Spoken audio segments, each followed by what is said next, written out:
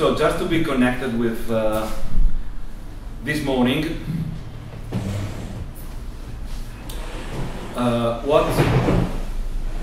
what I'm going to present you is a trajectory that is using common in process, self-organization, but staying in this fight-specific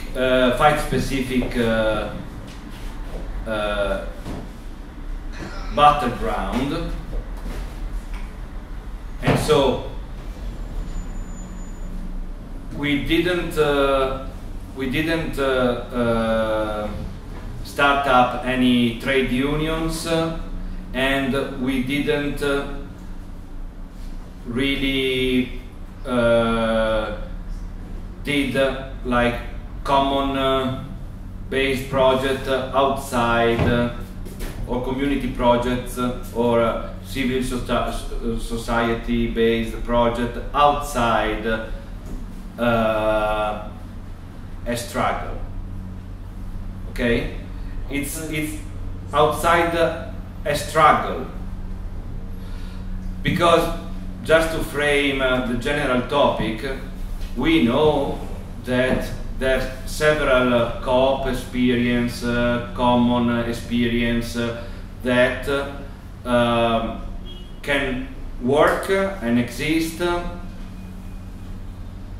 without being like a tool for struggling or for negotiating something. I am not against them, just to clarify, but what we are discussing today is more this experience and example that are interpreting the process of commoning as a process of emancipation, as a process of fighting, of struggle.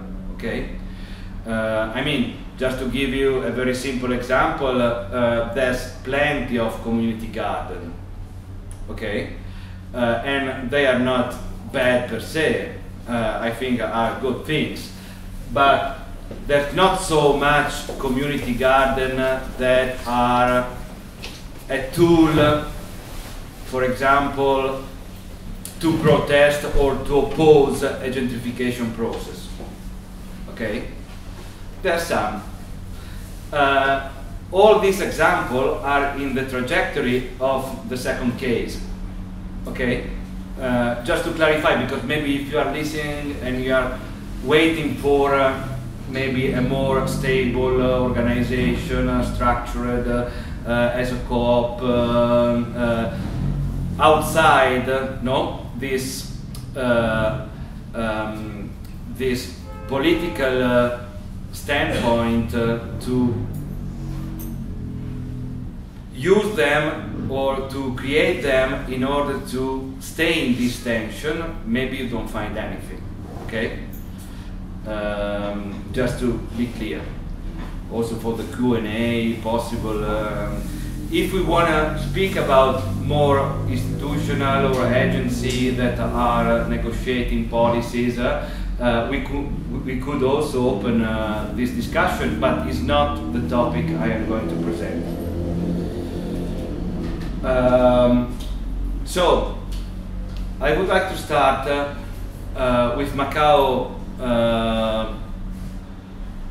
project that has been the continuation of this art workers assembly that I was mentioning this morning, with also a bit of struggle inside that assembly, because some of the participants were scared or in worry to be a little bit more disruptive, also for this reason that there's different strategies and trajectory. After 1 year of that kind of gathering and assemblies, also action, because meanwhile we also occupied the Contemporary Art Pavilion in Milano for an action. We did some attempts in order to warm up more a sort of movement. After 1 year, we decided to launch as, again, a real fiction operation, this Macau project. This meant in around March and April, in the spring of 2012, that we started to enter in many different public spaces with like a video box, lesson in the high school, like this picture, like pretending to present the new contemporary art museum in the city.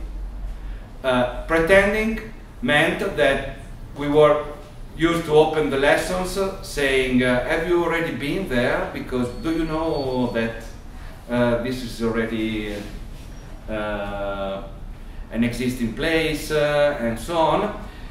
And the idea was to title this new contemporary art museum in the city Macau, because we were launched the title Macau as an acronym similar to MoMA, MACBA, Mambo, Maxi, all this museum of contemporary art something. And of course for us it was quite exotic as a joke, but also without any meaning, because the game from the very beginning was to ask people the meaning. And so, for example, this was a lesson in a high school, and the students were invited to develop the acronym. And so for us also, the campaign in itself was a sort of workshop of imagination, no? What for you is behind the art production? And everyone was able to put, no, very weird meaning, also jokes, but sometimes very serious, no?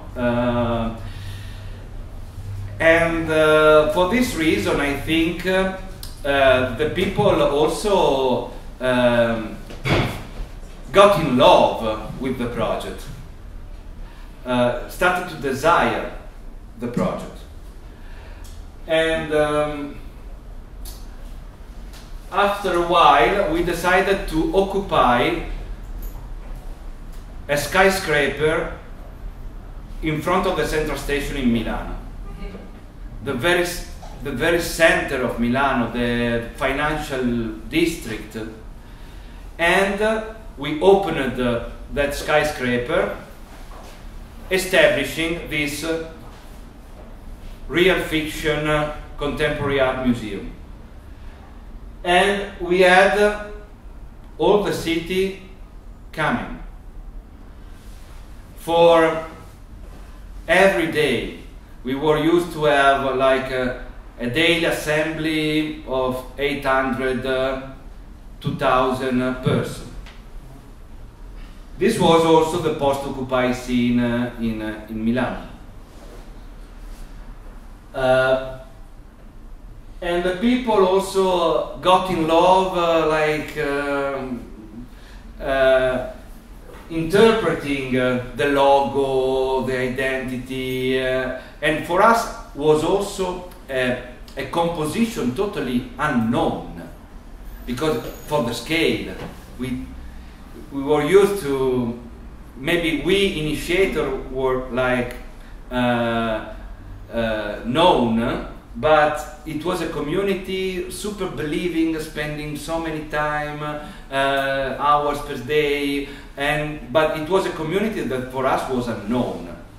And also for this reason, the dissemination, the contagious, the interpretation of this project was totally out of our control. for the 80% of what was happening. So, for example, I don't know these people, and a lot of images, actions started sending or posting things, exhibition things in the street, in the public space. For us, done by, this is an exhibition somebody did in the public space, no, spreading the idea of this weird art production and institution outside our control. And then we ended up, after a big political discussion in the central parliament in Rome, because our negotiation was asking for the ownership of the skyscraper, and there was a part of the constitutional expert, also very old guy, that were claiming for our rights to have it. On the national level, we have been a laboratory also how to use the law in order to understand how to frame the self-organization and a movement of citizens that are claiming back private property. But in the end, we had a big eviction with army, cops, massive. And we ended up in this Liberty, beautiful building that was the entrance of the former abandoned food market, also quite in the center of the city. We were so many that, for example, we had to do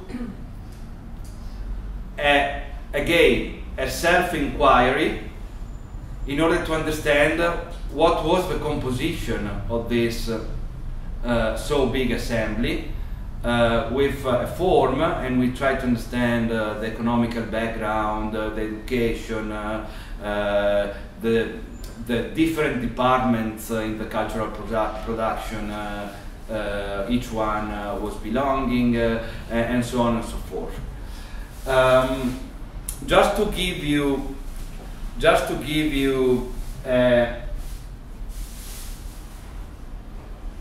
a touch, I have some video that I would like not to see in total, but in terms of aesthetic, I would like to share with you in order to understand what was like,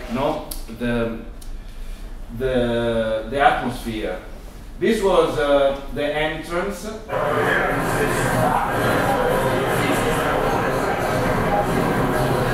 Torre Galpa was the skyscraper.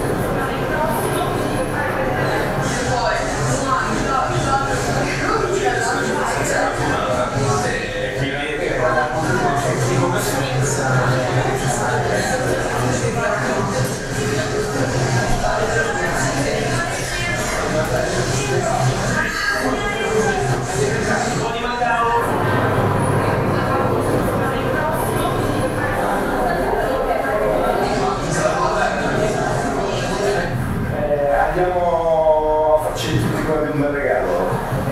Andiamo a fare una cosa della quale ce n'era proprio bisogno, e se non c'era bisognava inventarlo. Quindi una parola? Che bello, che bello, che bello.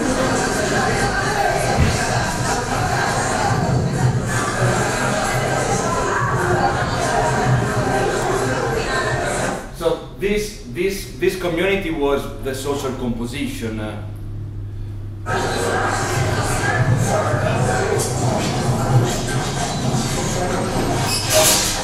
Guardate giù, guardalo giù.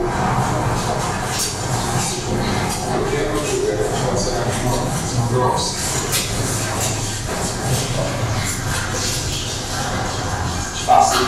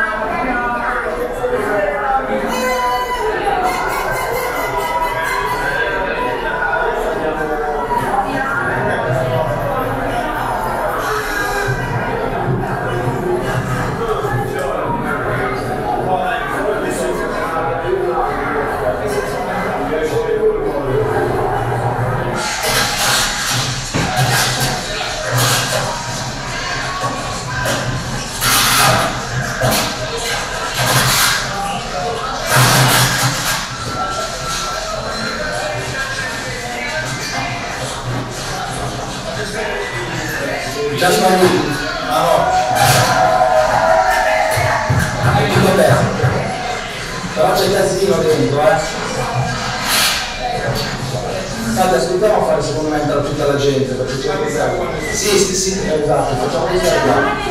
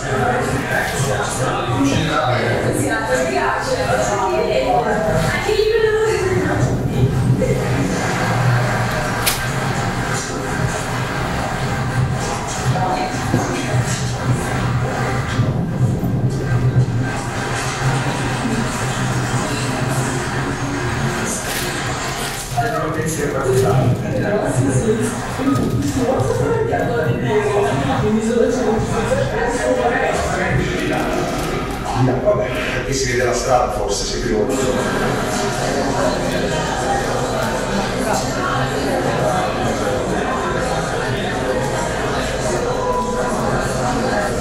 C'è un microfono e chi ha bisogno di usarlo lo portiamo molto velocemente. In questo spazio, appunto, I was younger and how to here up and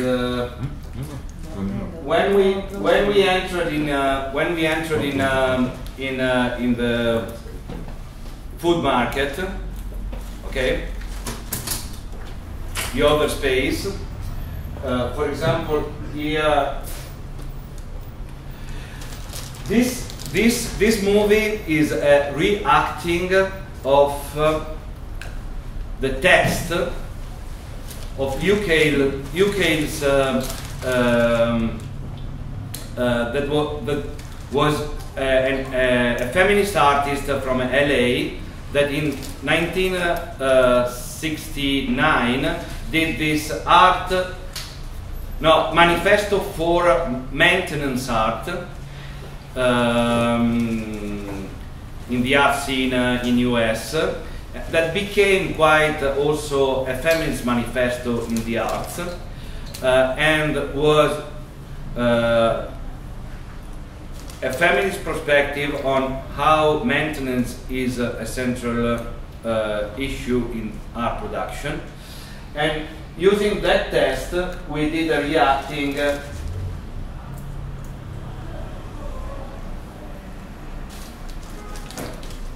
from the Macau perspective.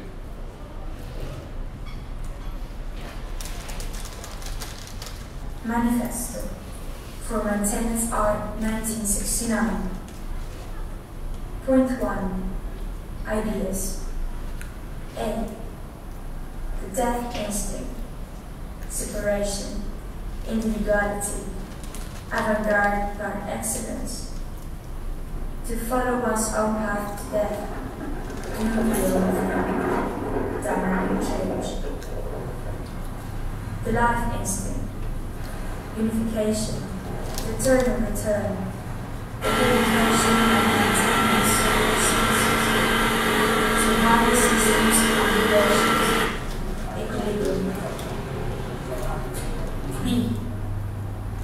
Two basic systems, development and maintenance. The salvo of every revolution. After the revolution, who is going to pick up the garbage on Monday morning? Development. Pure individual creation. The new, change, progress, advance, excitement, flight or fleeing. Maintenance. Keep the dust off the pure individual creation. Preserve the good, sustain the change, protect progress, defend and prolong advance, renewed excitement, repeat the flight. Show your work, show it again, keep the contemporary art museum groovy, keep the home fires burning. C. Maintenance is a drag. It takes all the fucking time. The mind bubbles and chafers at the boredom. The culture confers the lousy status of maintenance jobs, minimum wages, housewives, no pay. Clean your desk, wash the dishes, clean the floor, wash your clothes, wash your toes, change the baby's diaper, finish the record, correct the typos, mend the fence, keep the customer happy, throw out the stinking garbage, watch out, don't put things in your nose. What shall I wear? I have no socks, pay your bills, don't litter. Save string, wash your hair, change the sheets, go to the store. I'm out of perfume, say it again. He doesn't understand, seal it again. It leaks, go to work, this art is dusty, clear the table, call him again, flush the toilet, stay young.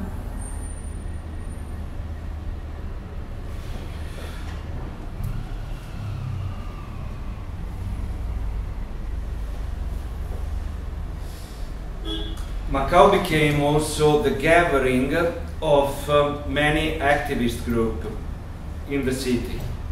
Apart from hosting as a shelter the self-organization of artists producing the program, quite intensive program,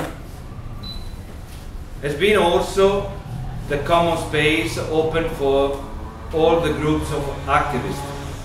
For example, Extinction Rebellion Italia started to present himself with lesson in Macau. The trans-feminist group in Milano was based in Macau, and Macau has been also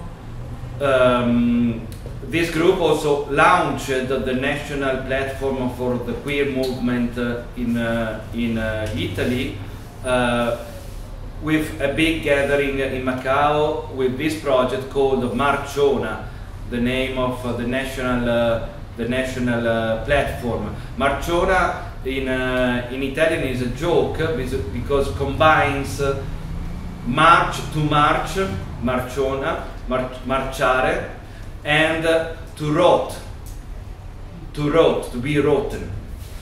And for example, I don't know, this is on the queer community.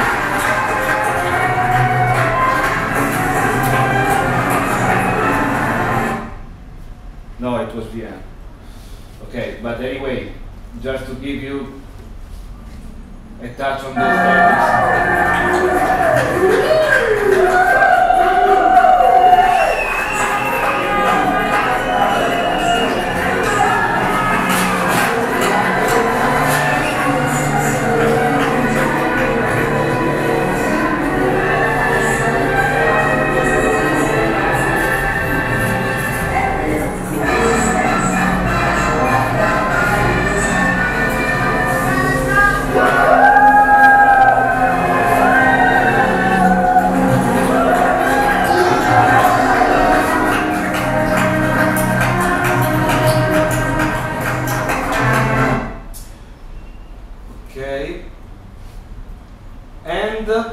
In the end, but probably the most important scene in Macau has been the music scene, with especially the electronic music scene. A lot of crews in Italy and in Milano found in this assembly of artists the unique space to grow up projects. And finally, Macau became the base for this big festival of electronic music called Saturnalia, with 10,000 of people every year coming from all the world. And I was ready also to this. Sorry.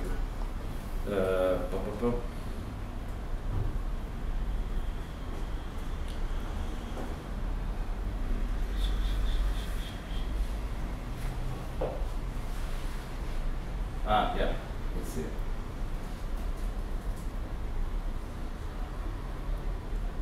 This is very long, but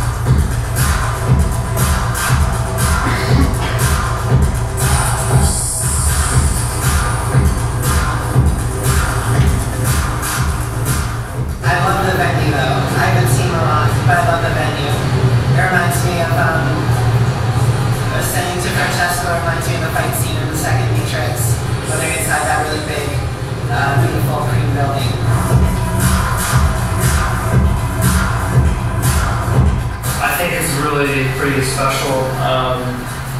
Yeah, like the whole scene and everything is kind of something that I always imagined, I guess.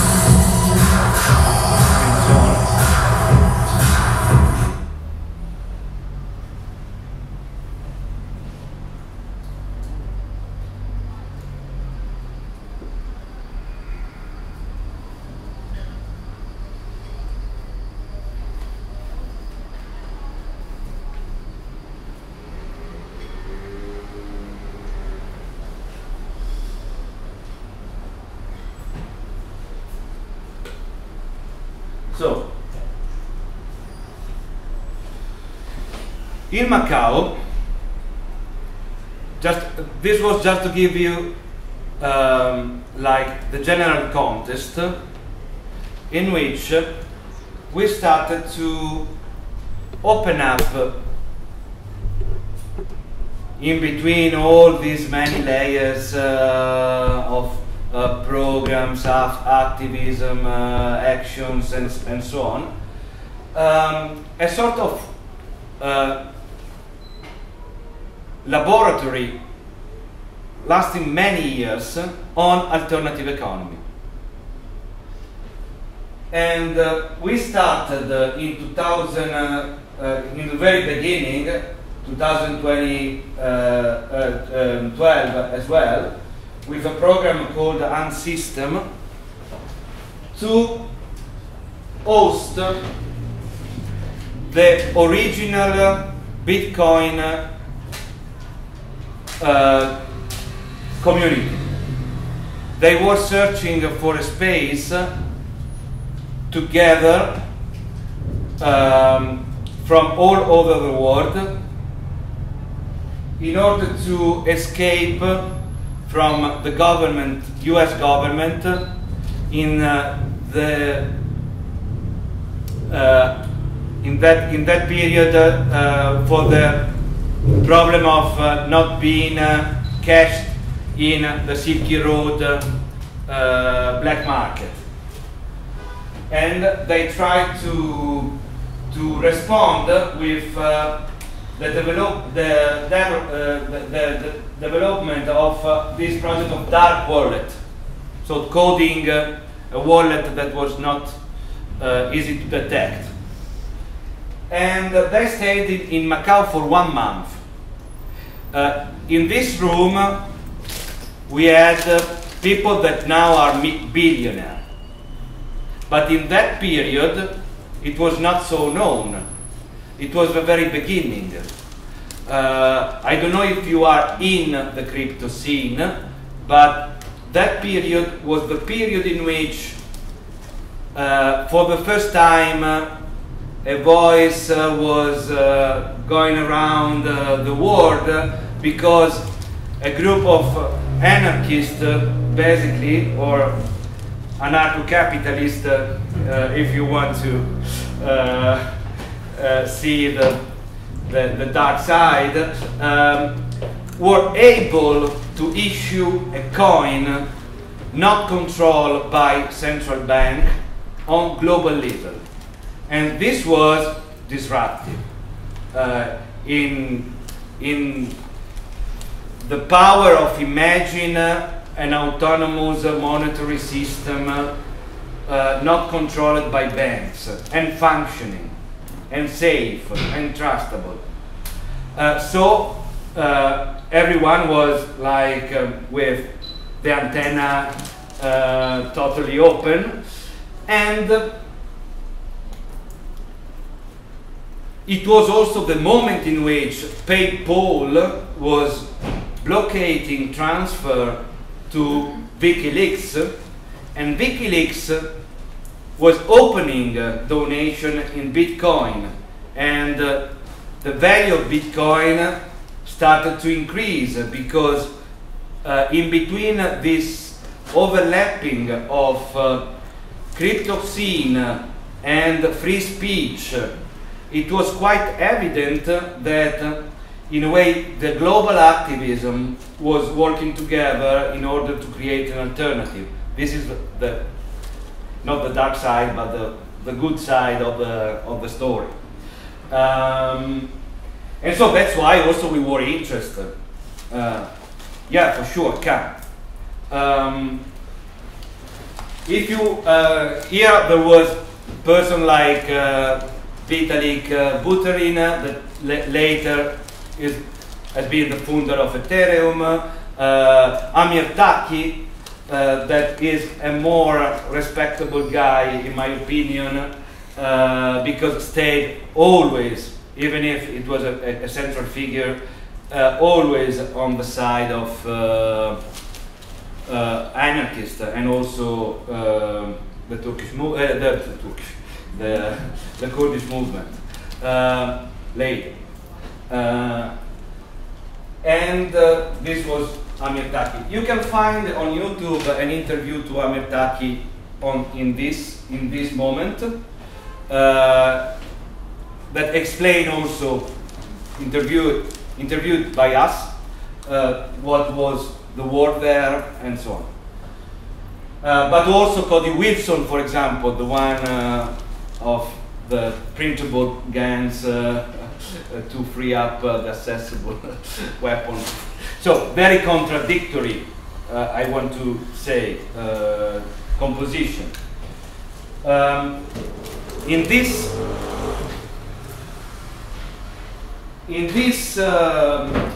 moment, we invited from US also this guy, Richard Stallman, that I don't know if you.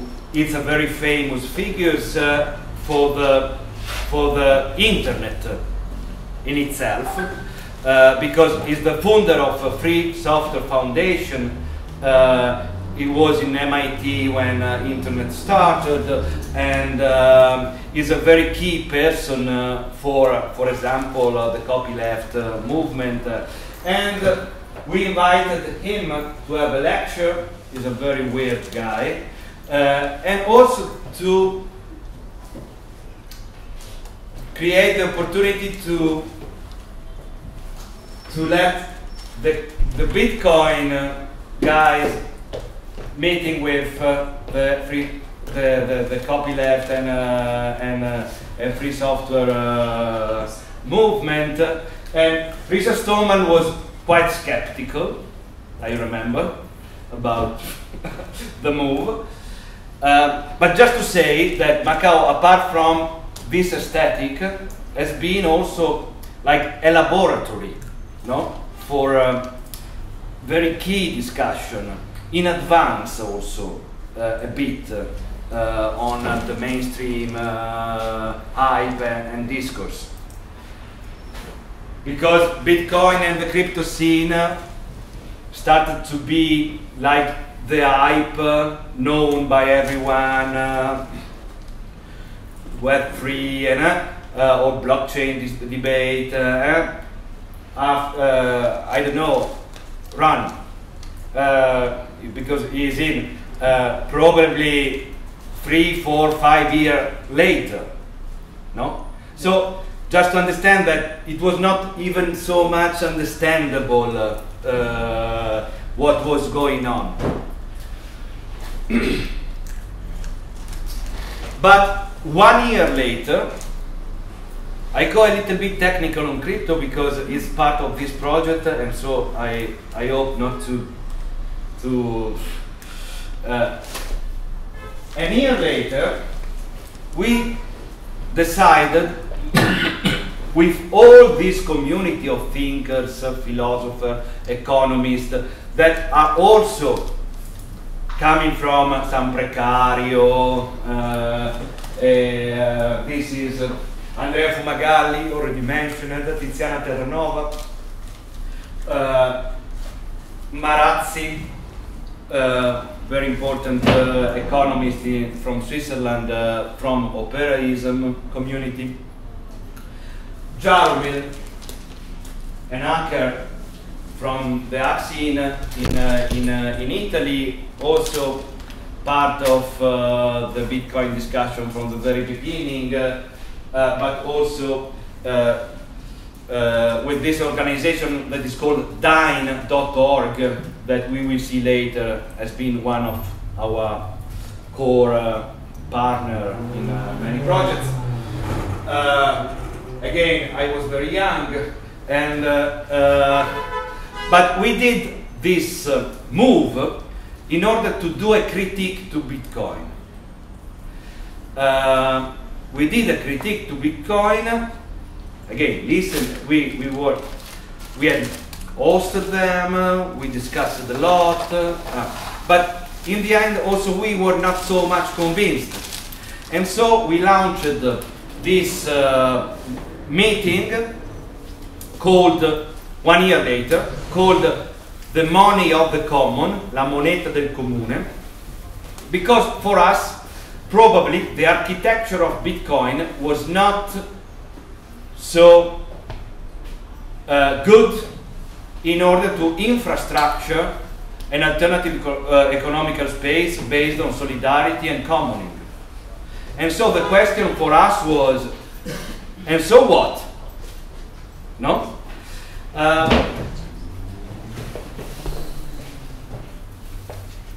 why we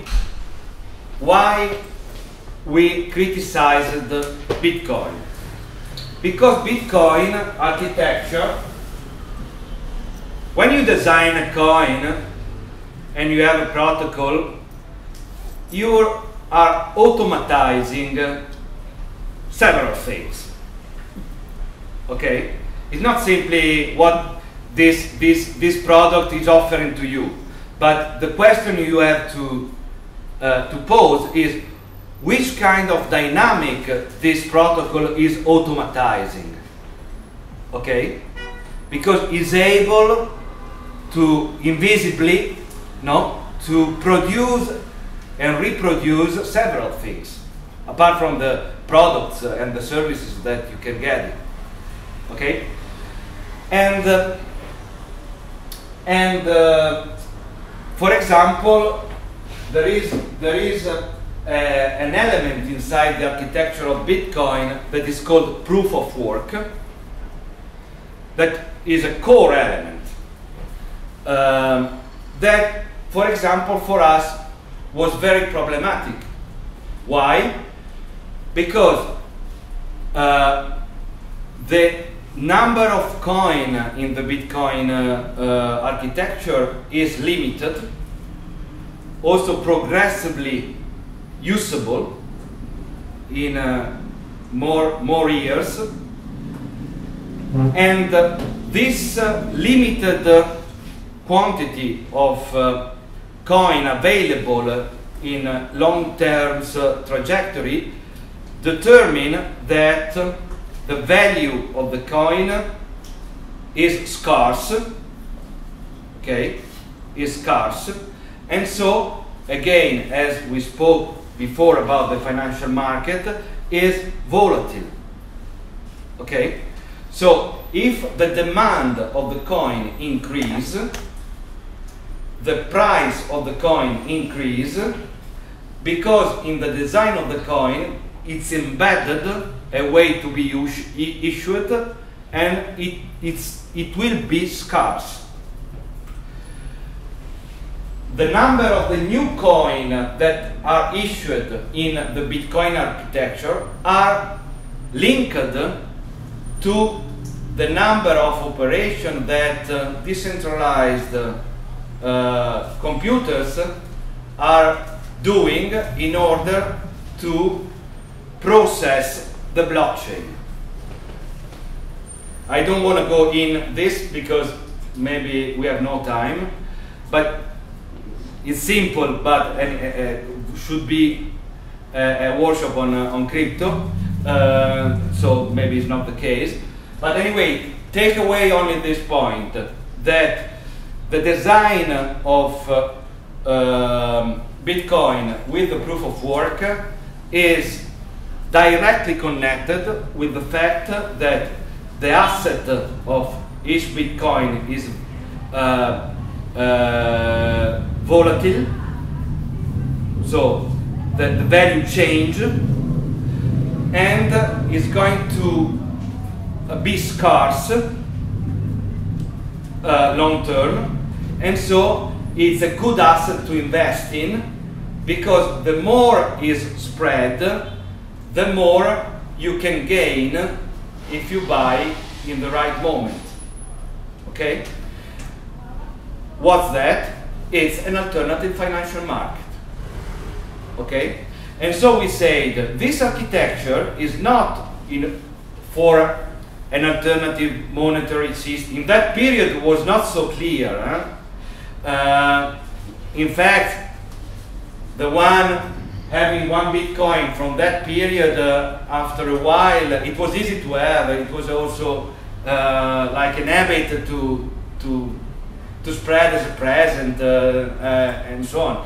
After a while, started to search hard disk in order to find a wallet where belonging to that time, because maybe there is one Bitcoin inside and it's 40,000 euro value. But in that moment was not so clear, and we say, but come on guys, this is an alternative financial market in potential. Okay, so this is not something that we can use in a circular economy, in a solidarity structure, no? And in fact, after a while, Bitcoin became an alternative financial market, became the coin driving and dragging all the other crypto coin in an alternative financial market. And apart from your opinion on financial market, for this reason, started to be used not by community-based artists or activists or co-op and so on, but mainly by individuals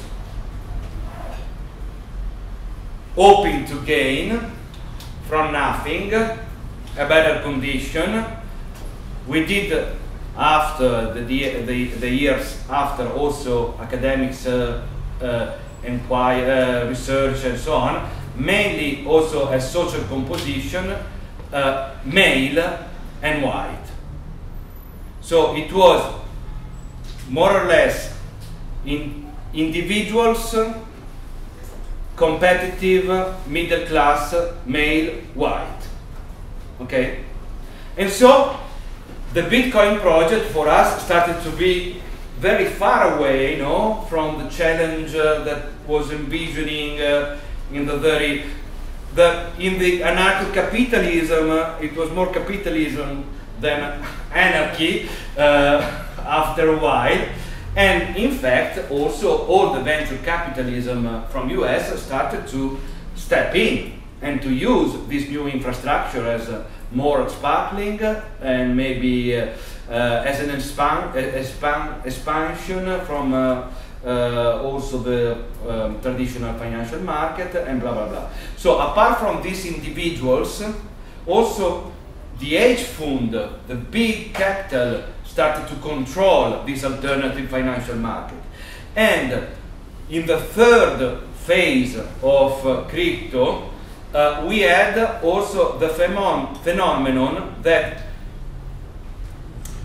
these white, middle class, male individuals that were trying to gain also stopped to gain because of the presence and the control of the hedge fund, and started to be waves of people downloading the wallet, trying to have a little bit of asset, and then not knowing the dynamic, selling in the wrong moment. And the big shark were the one that were extracting value from these attempts, but were massive attempts. And so around 2017, 18, we had also a big fall of Bitcoin. And this fall, it means exactly, in my opinion, this phenomenon, a massive Bitcoin going massive globally, to many individuals that sold in the wrong moment, and only few taking the profit of all these massive crowdy investments also. So what we were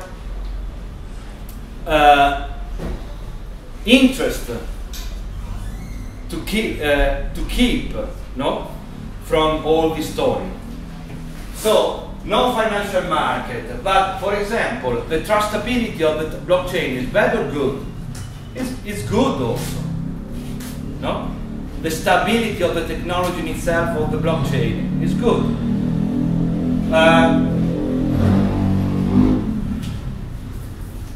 Instead of the financial market, maybe we can build up with the same technology schemes available for a circular economy. no? Using the coin as stable, we determining the value, and in a closed circle in which we can control the asset and design with a stable technology how we want to share this value. No? So the common approach to crypto, in my opinion, has been give up with the financial market, give up with the proof of work, but stay using blockchain for infrastructuring controlled alternative economic space in which we can decide how to distribute, collect, and share value. Okay? And so, for example, in that moment, we were envisioning to embed in this circular economy a minimal wage, if the coin was used to pay work, negative interest, so the more you keep reserve of the coin, the less it value. The opposite, no? So to foster the circulation and the liquidity circulation, generative transaction, for example. So it means that you can embed in the algorithm that the more you do something, no, the more you get coin, and all the dynamics can be downgraded, and then a basic income distribution. These were like our political keywords in order to understand. We can conceive schemes in which we can embed these policies instead of the already existing architecture in Bitcoin.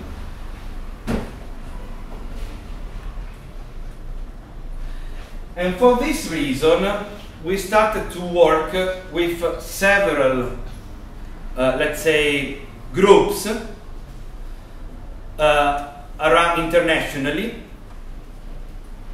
that in a way were online. There was an agreement with them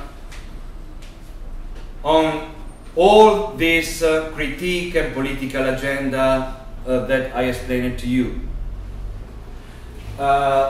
One was Dyn.org, the Carly Mann Jaromil group that was developing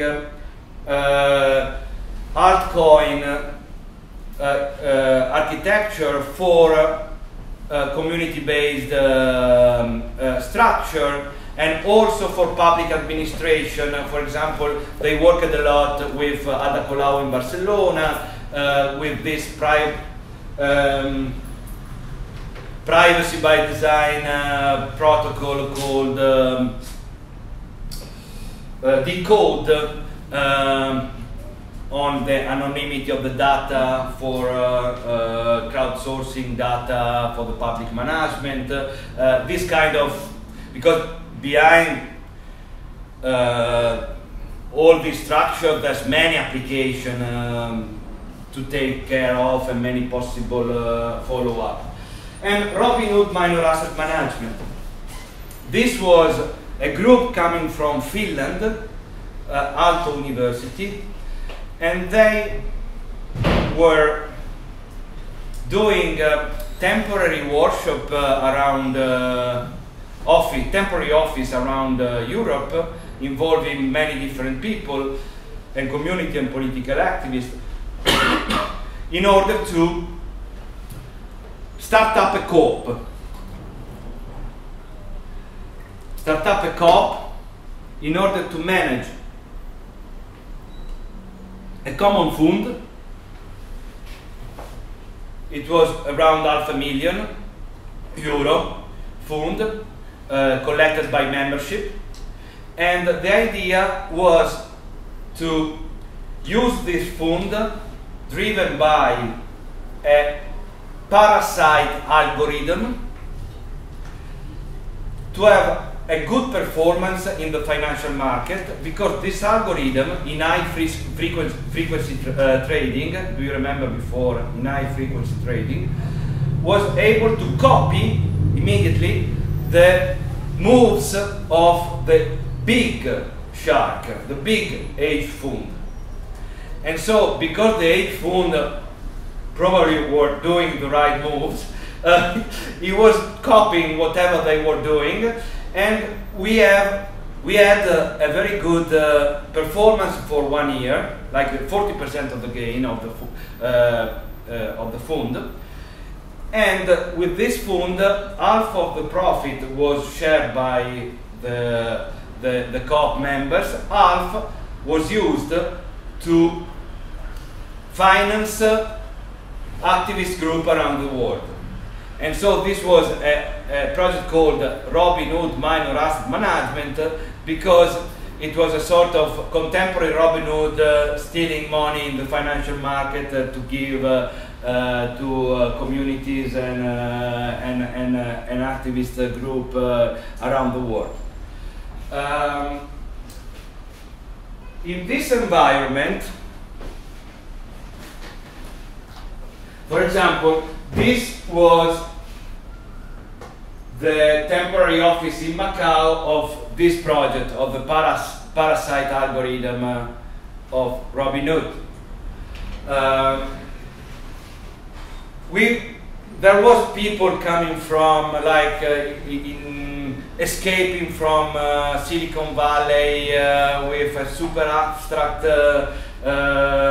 reading of the financial market. We were used to do many crazy diagrams in order to understand how to hack the financial market. Just to share with you that has been quite, not this silly presentation, but it has been quite, an interdisciplinary, because mainly we artists, academics in economics, hackers, it was also this mix that was very,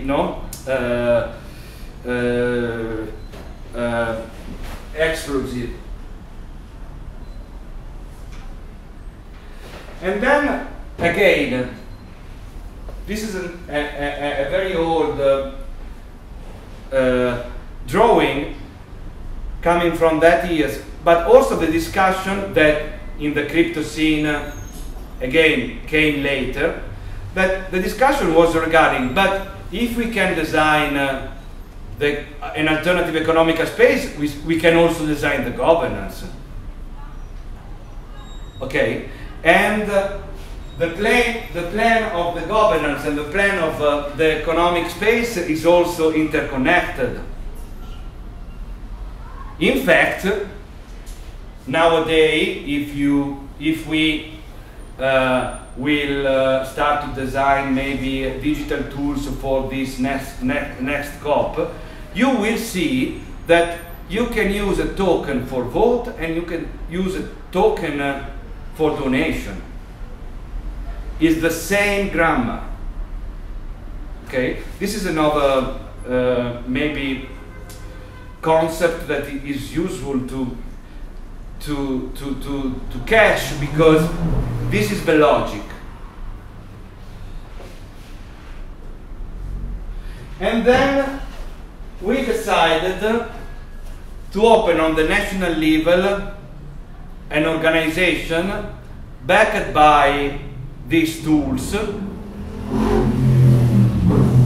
for an archive of artists and a market of offer and demand in terms of work, to have a space in order to create projects and co-produce, an economic space for crowdfunding by the members the budget for the projects, and a governance, a shared governance in which we can decide what to do bottom up. Is not a company. We worked a lot, like 1 year, on the national level with different other experience like Macau, in order to be in a unique network, trying to start up this, but we failed. Yeah, I tell you also the mistake. We failed because we had no time, there was no enough money. We tried to have money to pay the coders in order to have a good infrastructure, but there was no grants. The coders in that moment ideally were available, but practically not, because they were super busy with the hype of this market everywhere. So it was always a yes, but with no practical work. And so, for example, this I think is a good idea. Is more or less what we are thinking here with the COP. But for example, we failed. We didn't. But do you think it was only technical problem, that it was not, the coding was not done? I mean, the mix of the time spending in order to keep together in a unique governance with meeting in presence of all this national network, the coders ready to understand what to do, having a little bit of budget in order to do it, and so fundraisers successfully getting in something. All this complexity were clashing with all the other video that I showed you before. That was quite an effort in terms of intense moment. So in the end we gave up. No, I think practically it's doable. It was also very long ago. Okay, so maybe now it's easier because there's many already existing but maybe you could explain coded structure. In that moment it was the very beginning. I mean, but maybe you could just give a little explanation of how was it imagined to function. Yeah, we can keep it for the Q&A because otherwise I finished the Macau session and then so just to explain you how was functioning the organization in itself. So this platform was zooming out, networking, a national network. But now we are zooming in the organization of Macau. Macau was an assembly with different projects inside the assembly. Okay, some of them were asking to be based in the assembly, some of them were born in Macau. Music, exhibition, make artists, visual artists, performing artists, architects, cinema, so many disciplines, gardening, many disciplines. And economically speaking, also some projects not based in the assembly were used to program in Macau. But for us was different to deal with the members and the project not member. Okay?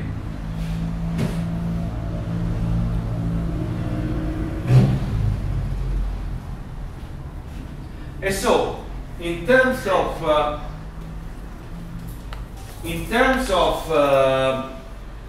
the first attempt has been this altcoin called Common Coin. And with this Common Coin, we started to understand how to pay all the members through an altcoin, how to give the the possibility to this member also to go out in euro and shop, or how to buy products in common coin inside the organization. And using this common coin, the circle was closed. Okay? It was a circular economy.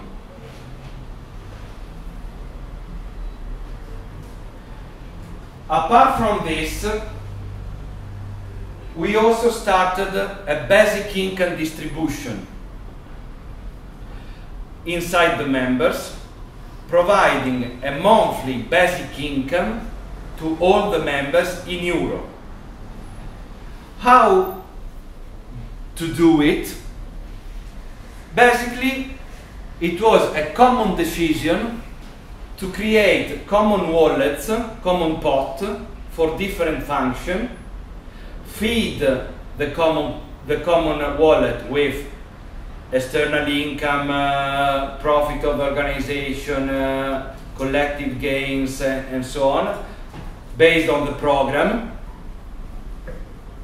We decided not to pay us as workers, but with the gain to manage all the profit in a different way. And the different way, it was instead of paying Noah, Papa, as individual, as a worker, we say we go beyond this worker distribution. Let's keep all the gain together, and then we decide what dynamic we want to create from this different common pot.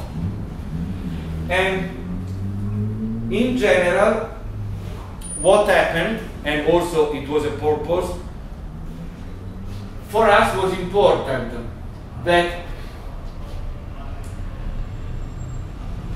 even if that the liquidity sharing was not so much connected with the performance you are doing as a worker.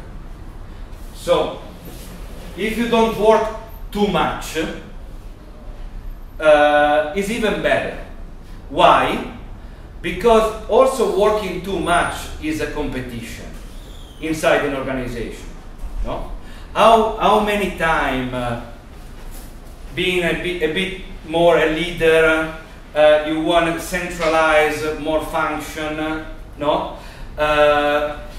And this weaken the cooperation, no? It's better to look for collaboration than being competitive. And then, also another topic that we tried to generate was to decrease the division of labor. Okay? For example, I am the artist and he is, or she mostly is, the cleaner. No? So, in terms of automatizing the dynamic, and with these schemes you can automatize this dynamic. For example, in many shifts we try to foster, to stimulate from also the economic space, that if you are in different shifts of different function, you have a premium. No? If you are centralizing too much the super function that everybody wants, and you are also super good, but this doesn't matter because the community doesn't want this dynamic. Okay?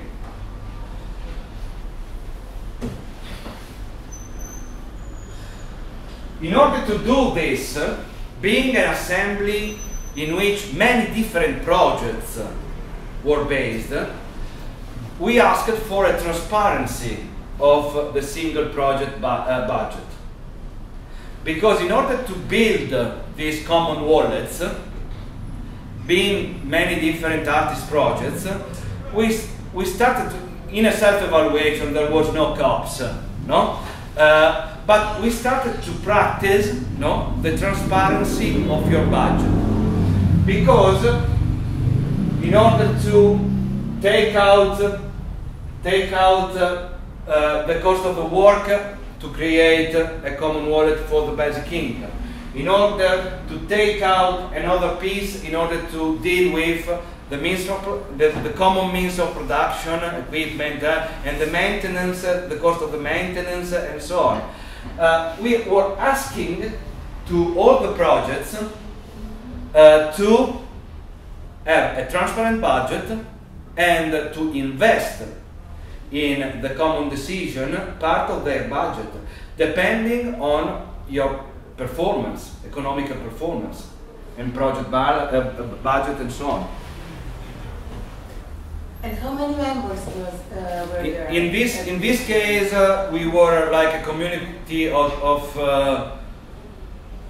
let's say 200-300 individuals and maybe 20-30 projects, with also different associations.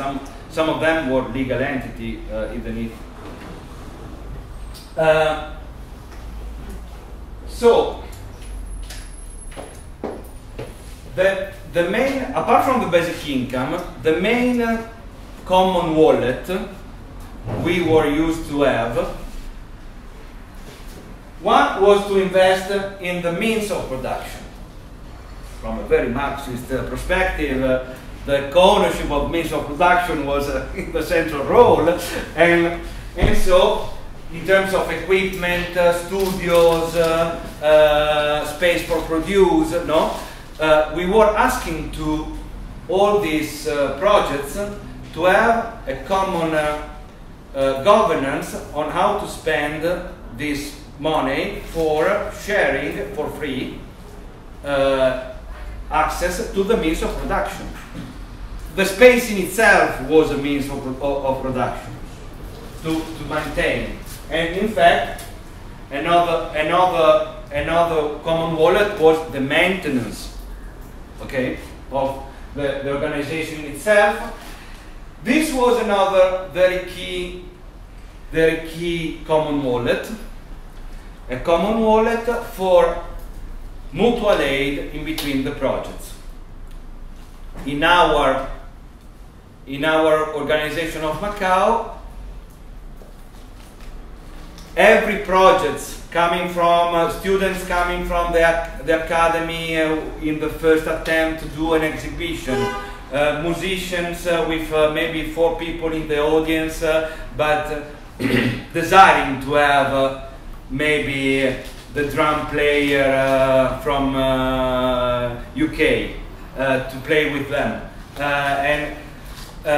so unsustainable in terms of travel cost and if based only to the audience ticket donations and so on. We decided that the most successful project in the assembly, in the organization of Macau, were covering the losses, structural losses of the weaker. So if in the meeting to decide the next 3-month program, there was a group of people in the bottom of the room there that said, we are just outside the academy, we would like to do an exhibition, but we try to understand the cost and are more or less 3,000 and my parents are not giving to me anything. Apart not to pay the space, because in Milan they usually have to rent a gallery. In Macau found the opportunity to be financed. 3K, no problem. Because there was maybe, you remember the video before of the electronic music festival, that maybe in one night was able to have 10,000 people coming in. Okay? And so this mutual aid that was not comfortable, because we had a lot of also discussion and a bit of fighting and people not disappointed or growing disappointment, and so also the care of this relationship started to be quite a work and so on. But anyway, this solidarity fund for mutual aid, in the end, in long term, for the artistic scene, has been very, very, very important in my opinion, because Macau itself started to be the place where you can and you want to be. And a lot of experience that now are also quite known or more strong was born only because of this mutual aid.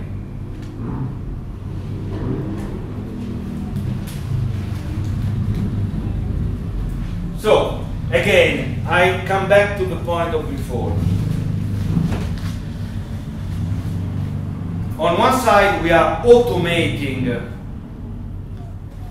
dynamics, creating schemes, using also tokens, choosing a form of organization. On the other side, this technology, this technique, has to be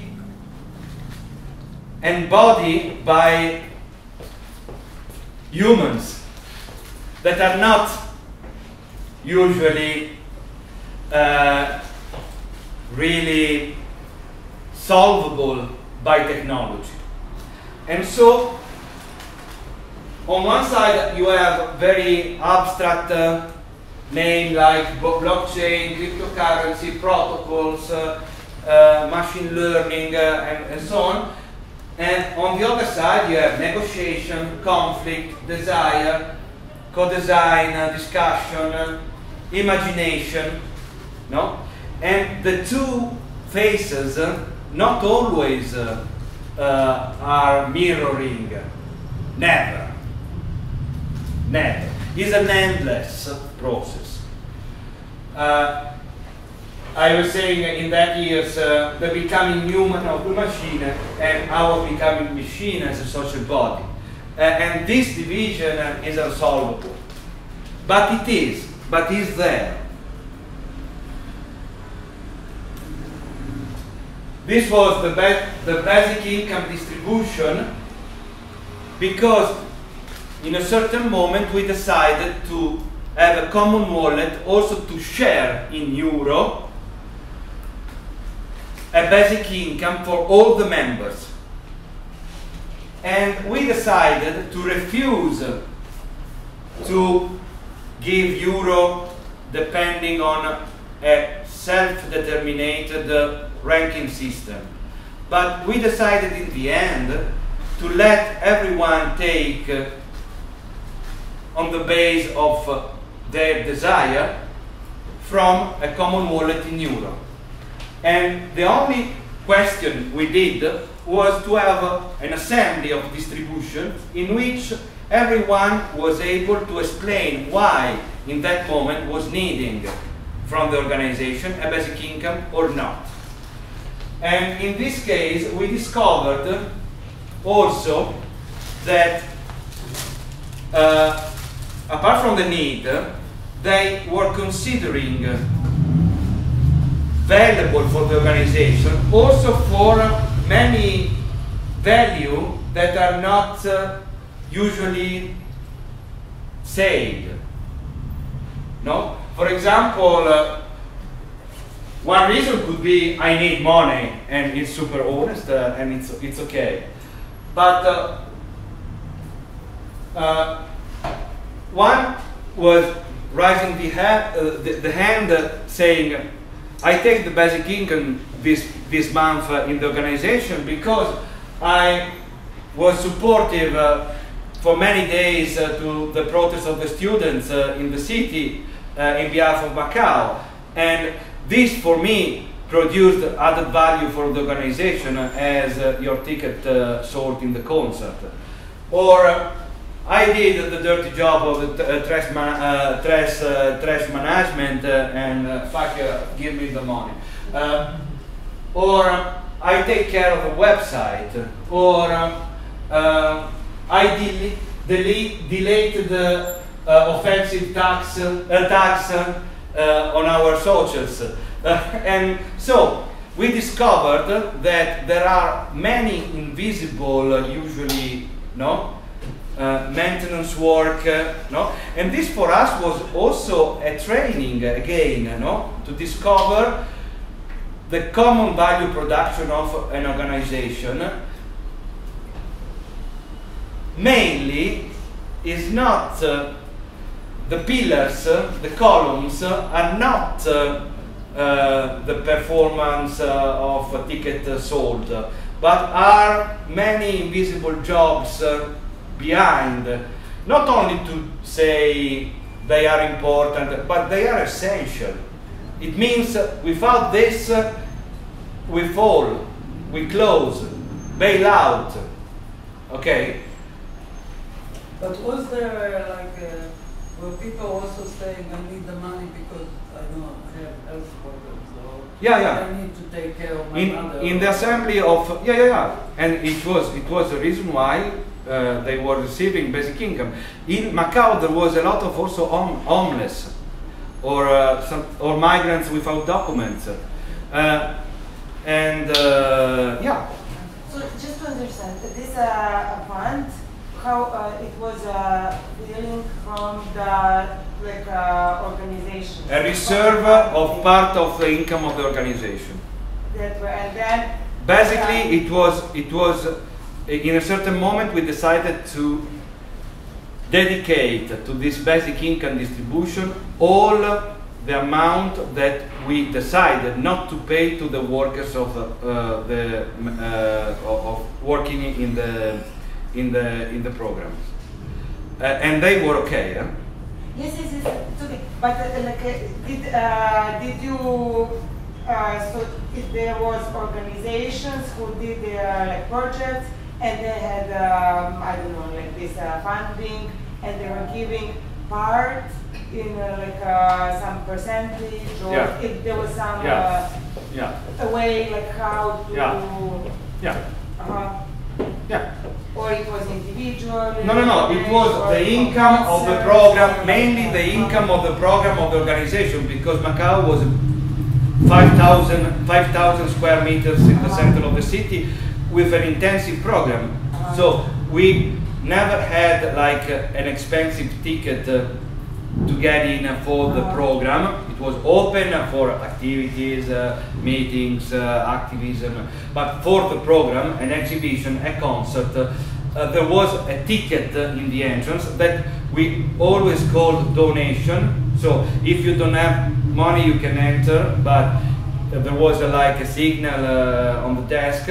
But if you want to support our project of Macau according to our calculation, we suggest you to pay €5. That was nothing compared to the cost of the same concert in the creative industries. And so having many numbers coming in, we were able to have quite an income. With the bar, especially. Also with this ticket in the entrance. And then, also with this ticket, €5 for party, but also exhibition, also cinema, also whatever. It means the bar, and also the bar, and also the projects, because sometimes the projects were with a budget, as I told you before, maybe also from European Union, and so building the budget, we were discussing, okay, but part of your budget has to be saved by the organization if you want a program here. And so just one question. Sorry, and what was the basic income was decided on? The basic income is as a logic, but it was the dividend. I mean the amount of money that one person would receive. every month the pot to divide in a basic income was different because it was depending on the incomes and how many projects were building the program and so on, and also depending on how many people were requiring. It was an average of 300-400 per month. And everybody will get the same. Yeah. But you have to ask for it. Yeah. Required. We were used to have before this assembly. We were used to have a sheet online in which everyone was flagging if this month was needing or not. And in the assembly, we were opening this box and we were understanding what to do. Yeah. Just one question. What is the structure behind Macau? Who are the other employees? Is this organization, non-government? What is it? No. Macau till now has been a squat. So an occupied building by this assembly. So basically it was illegal. Many projects inside the assembly, because we did also many exhibitions also in museums, for example, not in this building, okay? And so the assembly was governing all the organization of Macau, even if it was not programming in that building. So we decided to have an association that was not needed for the management of these tickets at this building. But anyway, because of other activity governed by the same logic, we were used to have an association, but we didn't use so much this central association because we decided to decentralize this model on the single association of the projects. Okay? This was also a tactic. Why we have to have a central association? If we convince all the projects with association, cooperative, foundation that are in the assembly, we can use that legal entity if they agree on this protocol. Why do we need? Now, just to finish, Macau is in a process probably to have this building renovated after 2 years of public intervention in order to refurbish on the base of a project done by us, and we are building a foundation probably, just to let you know that it's a process. No? In this moment we are designing a foundation for contracting the building with the municipality and a co-op in order to manage the internal activity, becoming legal, okay, for the building. So it's a process. In what I am showing to you now, it was a squat for the management of the building. How many people were in the exact management? In the management group? I mean, it depends, because all this structure was decided by an assembly. An assembly is how many people? Like 20, 30, it was a weekly assembly, more than one, because there was the assembly for the program, the assembly for the governance, more or less 20, 30. Poi, the summertime, the winter time, it's different, but an average, just to give you. But, going on, because for me it's important also another aspect. We were used also, not so often, because now we are coming from this topic, we were used to have some meetings. For example, this was a meeting of a management group, just to give you a picture.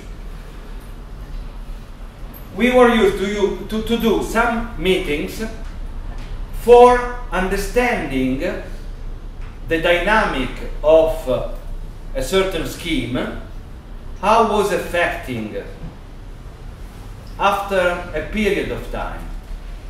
Okay, so you can design a scheme, an alternative economy, common funds, but you need, in order to understand which kind of dynamics you are creating, you need maybe 6 months, 1 year, no? In order to understand the frictions, the imbalance, no? Because maybe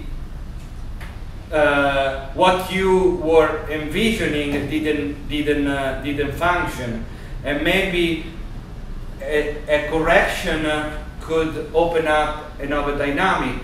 And so we were used to have meetings, watching data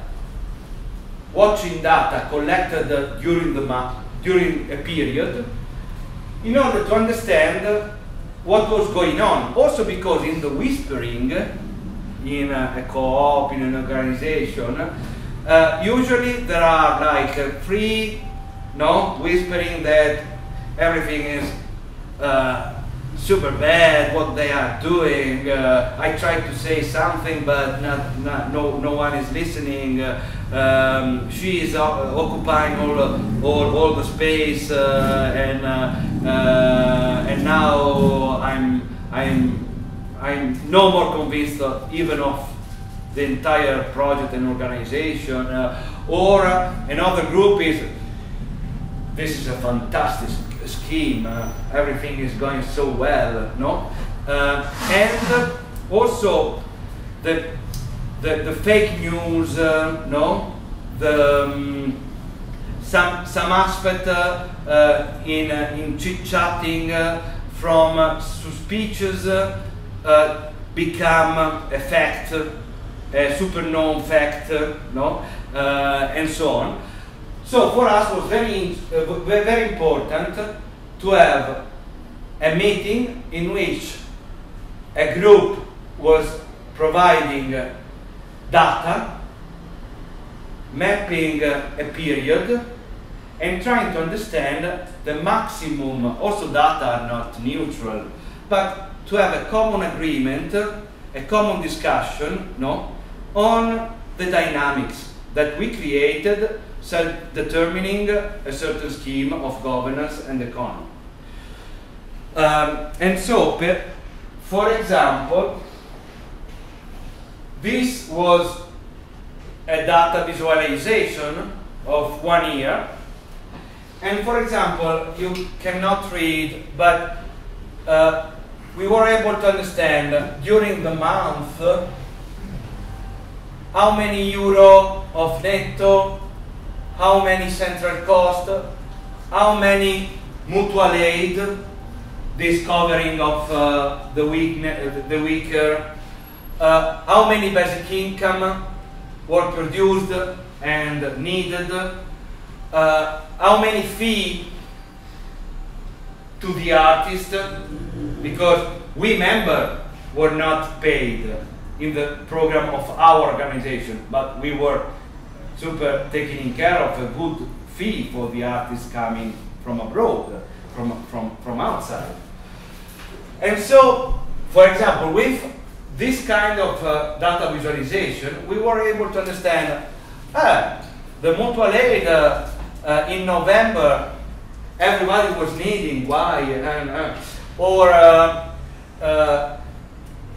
compared to the total income, anyway, this yellow is the fee for the artist. We are distributing outside the organization quite a good, no? So we are becoming a good place where to work for the artist. And so, just to give you an example, that using data visualization in order to discuss the effect of the scheme through which you are designing your organization is also a very important maybe moment, ritual also for build this trust in between the community and the organization, because on top of this data, maybe everyone is on the same page, no? And the decision afterwards are on the base of what was going on. Okay, just to go quick, with Faircoin and Faircop, we became a local node of another crypto, because this crypto was also mainly a stable coin governed by a co-op internationally, and was composed by a lot of farmers. Okay, being a lot of farmers, we were able also to take in the organization the food supply chain for the community, and so we started a project with Faircop and Faircoin that was based in Spain, but the farmers were from Greece, Spain, south of Italy, South America, and also the freelancers for immaterial work. We started up a bank that was a multi-currency wallet using Bitcoin, Ethereum, local coins, fair coins, and fiat, so euro or dollars, in which all the members was able to store in a unique platform asset in crypto, in local coins, and in fiat, and we were able to understand how much this individual or organization were trading without intermediation in between them on art, immaterial work, but also food, and on the base of their need, they were able to withdraw in fiat to pay the rent in your city. And so, for example, Macau became also weekly based the food market by independent producers, farmers from south of Italy, to which we were buying in Faircoin, because with the common wallet in euro of the organization, we were buying Faircoin in order to provide the shop to the farmers, and the members of Macau were able to go there and spend common coin or Faircoin or euro in order to buy the food. But in the case of people buying common coin, for example, me, I was not paid for free shift in the organization in euro, but receiving common coin. Maybe I also was one rising hand receiving the basic income in euro, but because the organization was buying food in Faircoin to the farmers, I was able to arrive here and buy the food with my common coin wallet. So it was like a scheme integrating different crypto, all belonging to that family. For us, there's many family of projects in between activism, common, crypto, in which we grew up alliances, networking,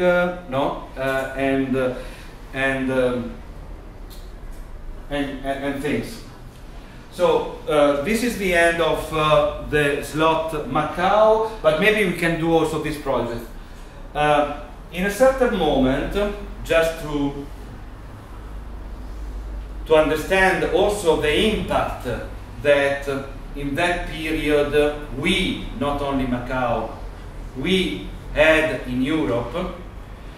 In the Documenta 14, the one directed by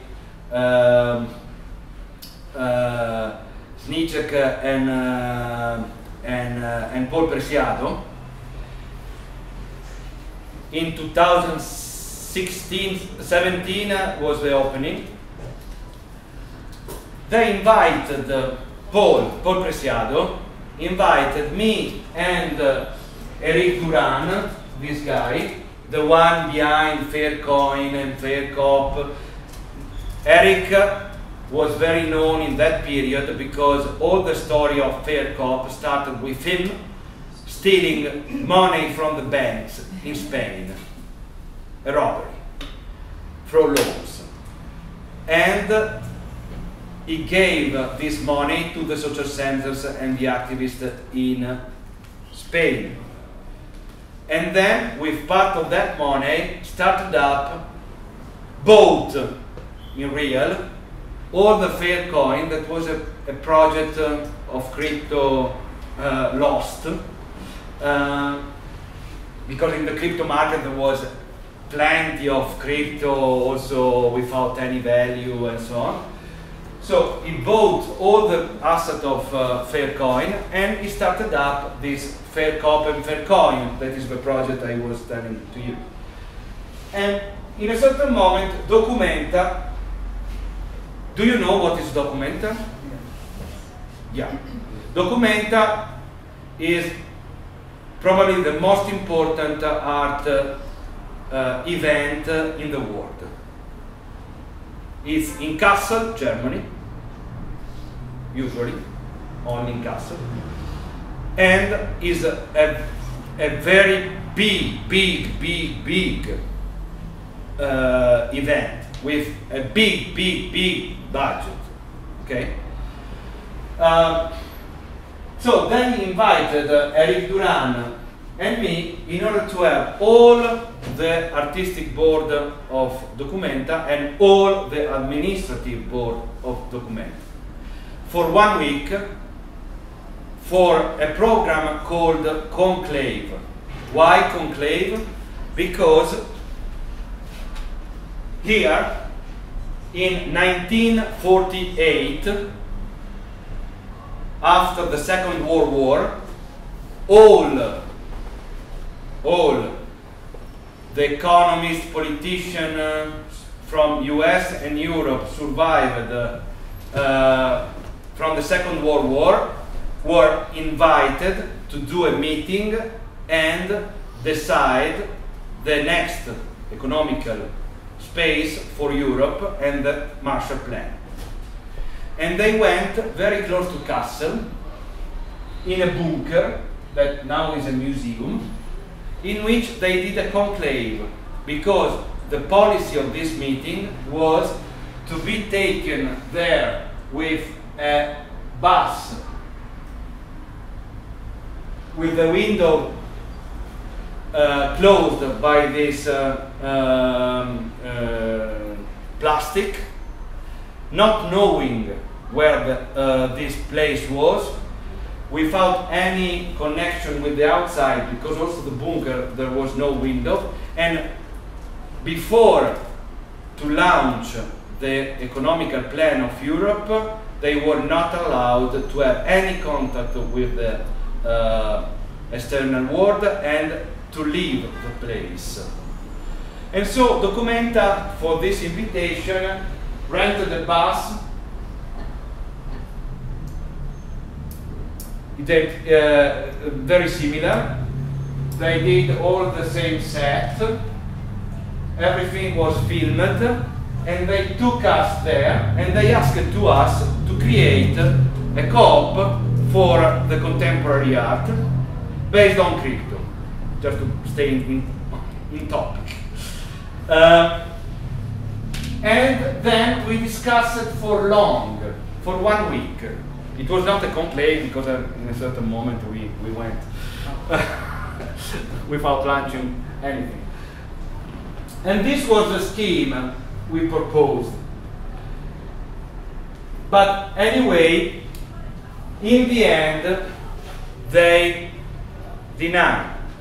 Freedom Corp was another part of a project of the project of the collaboration between Macau and Faircoin.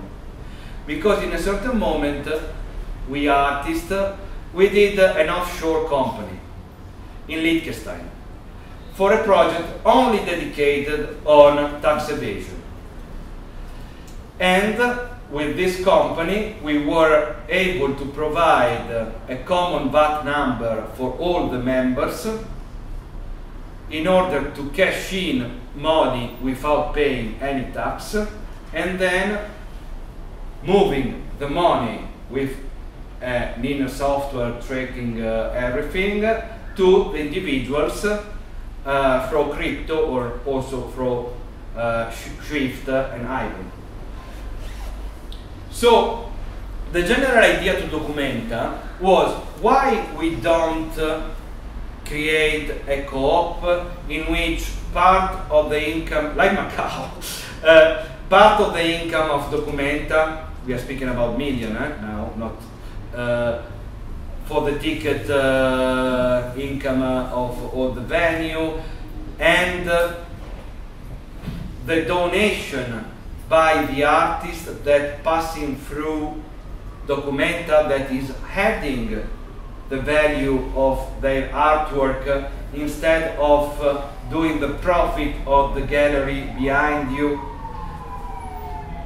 Put the money in a common pot, cutting out the galleries for a common fund of artists that is shaped on this solidarity scheme, providing opportunity for young artists for the territories in different parts of the world, and so on and so forth.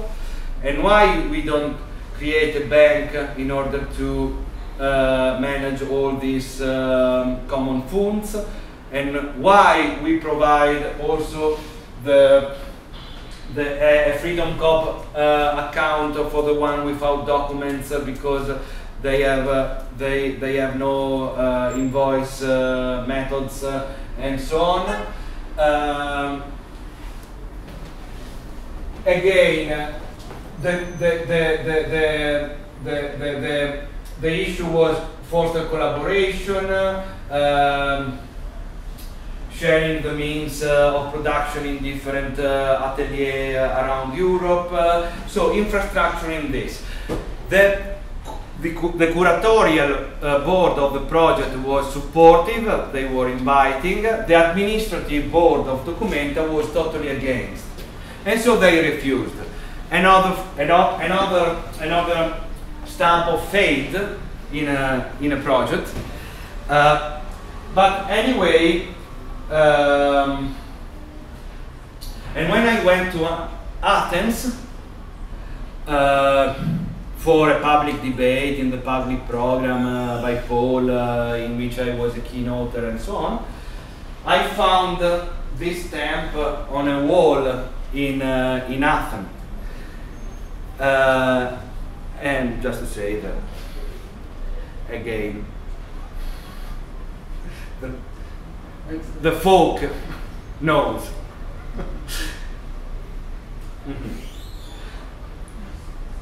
Okay, maybe we can but do. Yeah, I stop now. Let's take a break and then. I have two more projects, but maybe we can even let me know.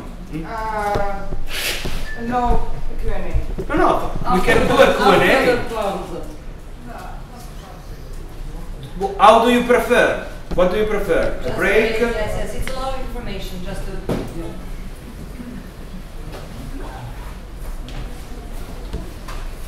Anyway, just to finish on Documenta, the next edition of Documenta after this was the one with Ruana Grupa, the Lumbung project, and in a way, if you don't know, it's too long to explain, but in a way they went on in this trajectory on the artistic side, because the curator did a proposal for the World Documenta as curator in order to infrastructure a scheme of solidarity like this, similar, that is called Lumbung. It's different, but it's the same issue. And so, just to say that the topic went on. Now Documenta is in a great crisis, because also political reason, but again a clash in between the administration, the government policies, and the artistic direction. And for example, the last Documenta was exactly an example of collectors complaining because there was nothing to buy, because the curatorial board designed a Documenta exactly starting from this discussion. Okay? Also, one thing that I cannot understand in all this, just one thing. All the boards, people who work on exact projects, assemblies that gather, is it like 10, 30 people on various projects? Do those people do volunteer work? Yeah. Absolutely. In the Macau organization. Anywhere, in everything you said. This is just the only thing that I don't get. Maybe we can continue later. So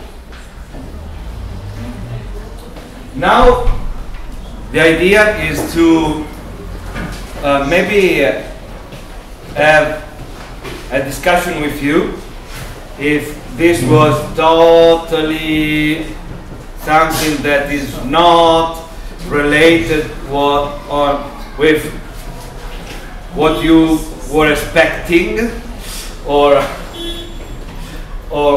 with your life, or it was like an alien discourse, very far away from what you are. This is an interesting question for me, for example. Just before to pass the mic to you, in the archive coming here for you, there's still, for example, a project we did concerning how to position in a manifesto the international art scene on the topic of economy and universal basic income. And in this project there is also this project that we did in the last Biennale di Venezia, Venice Biennale, for the German pavilion, related to the condition of labor in Biennale and the rights of the workers behind Biennale, and also how this project, apart from the show, became an art protest by the workers, a process of writing a chart for the artist's right, and what happened in some museums in which these workers are working, obtaining result after our fight. This is a project. This is another project that also is done by Institute of Radical Imagination, a collective of ours. This is another project, and if you want, I took you to you also the publication that came out, and is how we worked within the activist camp for climate justice in order to position and take in the activism several important also international figures in the art world, in order to co-write in this political space a manifesto positioning the art production in radical ecology. Also, this did many steps, and this is the book in which that I co-edited. There is a chapter of mine, but there's several important contributions also by international intellectuals on also this relationship in between art, ecology, human, non-human, lithium and wages, and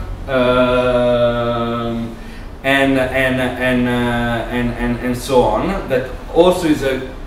I consider this also as like the follow-up of many discourses we had, because anyway the economy is part of the ecology.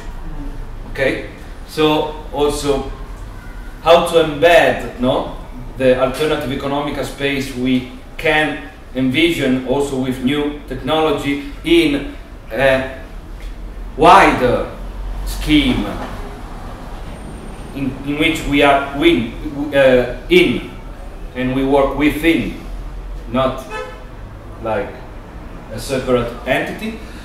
The last are several projects using new technology with care. I have been a researcher in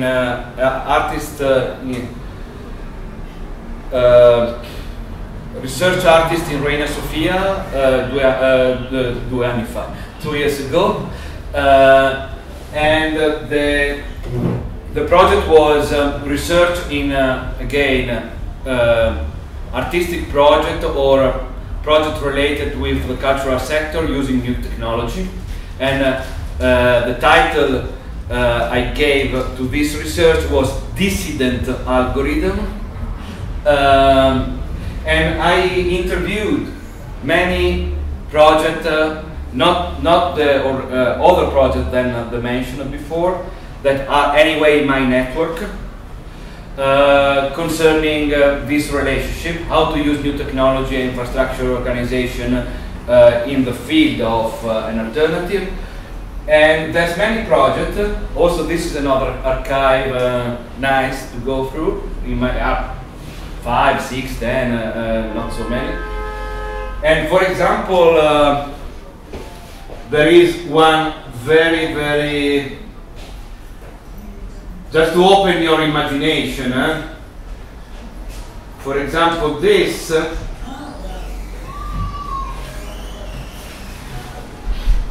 A very young group of people in the south of Italy, not so much in blockchain and crypto, that understand how to hack Spotify and being totally independent, economically speaking, on 20 years old, not musician, and also they created a system of basic income distribution in Europe. What's the name? There's no name. they did a white paper in a certain moment, and they called this toolkit post-work. For example, and also in this case, I was this is not coming from them, but I was testing with them this machine learning concept. So instead of machine learning, how we can like use the machine otherwise, and learning the automatization we are in because of them, but use this machine otherwise. And for example, also they are hacking Spotify, creating party, paying the rent, distributing basic income, having access to health, and for example, not without any COP, without any crypto, just to open up,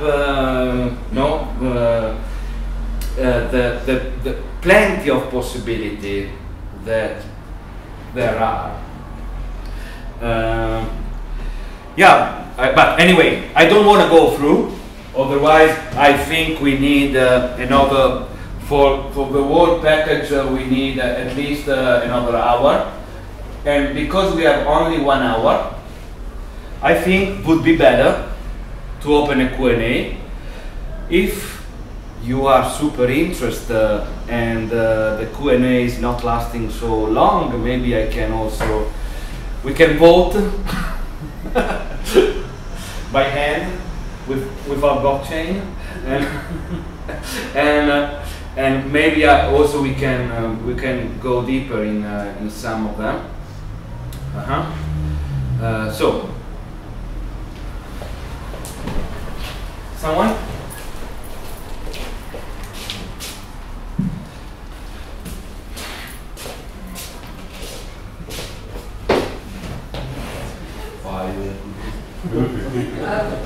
I'm actually interested in this Spotify thing. Thank you for being very clear about everything, but this thing is quite unclear to me. How do they use Spotify? I would like to know that. Okay, but this is another unlegal project. Yeah. So nothing. No, it's not really unlegal in real. No, only a bit, because you're not out of law, but you are out of the regulation of Spotify for the account for the profile of your account. Okay, so if Spotify understand what you are doing, you don't risk the prison or a fine, but you risk that Spotify cancel your account. Okay, so this is the situation in general as a pretext. So they're making fake music and fake views and getting the money? Is that?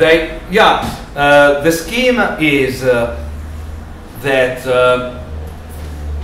in order to be a musician with a code of your album, you have to publish the album in an online platform that assign to you as artist a code like the EBS for the books, and then when you are in there, basically this agency in between, there are several, allowed you to public your album in different digital platforms for streaming.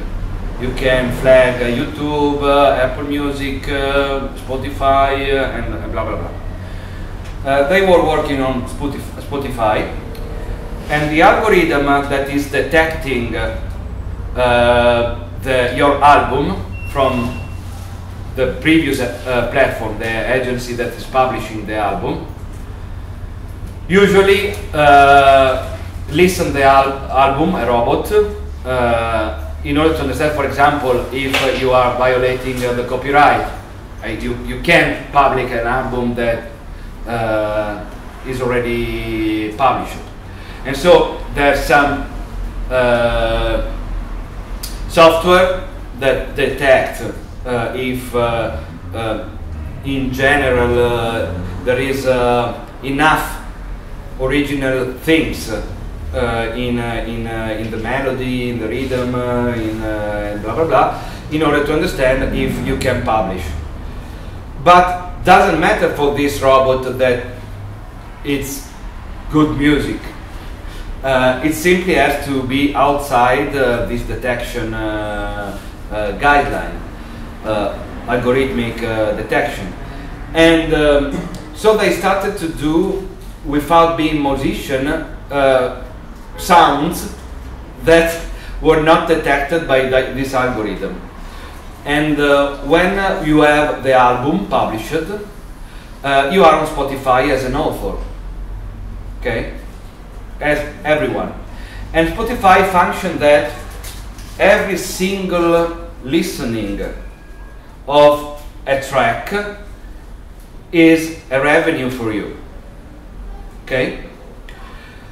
So, first of all, they understood that having 8 minutes track is not profitable, but it's better to have the minimum allowed length for being a truck, and it's around 30 seconds. So they, in general, but also they understood the unlearning, no, of the machine. They understood that the first algorithm, if there are albums, even if are original, with 10 tracks of 30 seconds, you are not published. So they try to understand how to match as much as possible short tracks and maybe one long, because the algorithm was reacting differently. No? So they understood what was the best solution in average. And when you are in Spotify,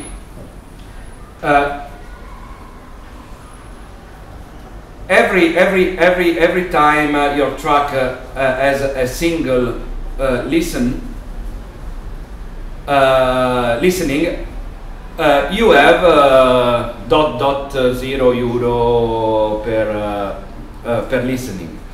And so they started to use all the old telephone and PC and so on to listen 24 hours the single track in like grapes of devices, and they discovered that was quite performing. But also, I forgot, you have also to buy a Spotify Premium account, because without Spotify Premium Better Family, because you have 4 accounts on a better price monthly, you can listen not randomly but a unique album in loop. Okay, and so addressing with a Spotify Premium your fake album in loop with different devices that are in loop with the audio down in your room, in your teen bedroom, they started to have, after 3-4 months, Spotify started to pay you on PayPal, €1,000 per month average each. But in the machine and learning, they started to understand that the algorithm of Spotify, in order to avoid this practice that is called fraudulent listening, you have not to switch on totally the audio, because the algorithm understands if the loop of one track that is not really listened. Because humans occasionally will stop the track in the middle. Yeah, or you have to keep the audio on, otherwise Spotify don't pay you. So they say no problem, we can put the mini jack with headphone in each one of the device, and we keep the audio on. Or they understood that if all these devices are connected with a unique IP, also in some cases the algorithm of Spotify understands that there's so many devices, only one track 24 hours on the same IP is not good. There's something wrong. And so they started to understand that using the telephone SIM,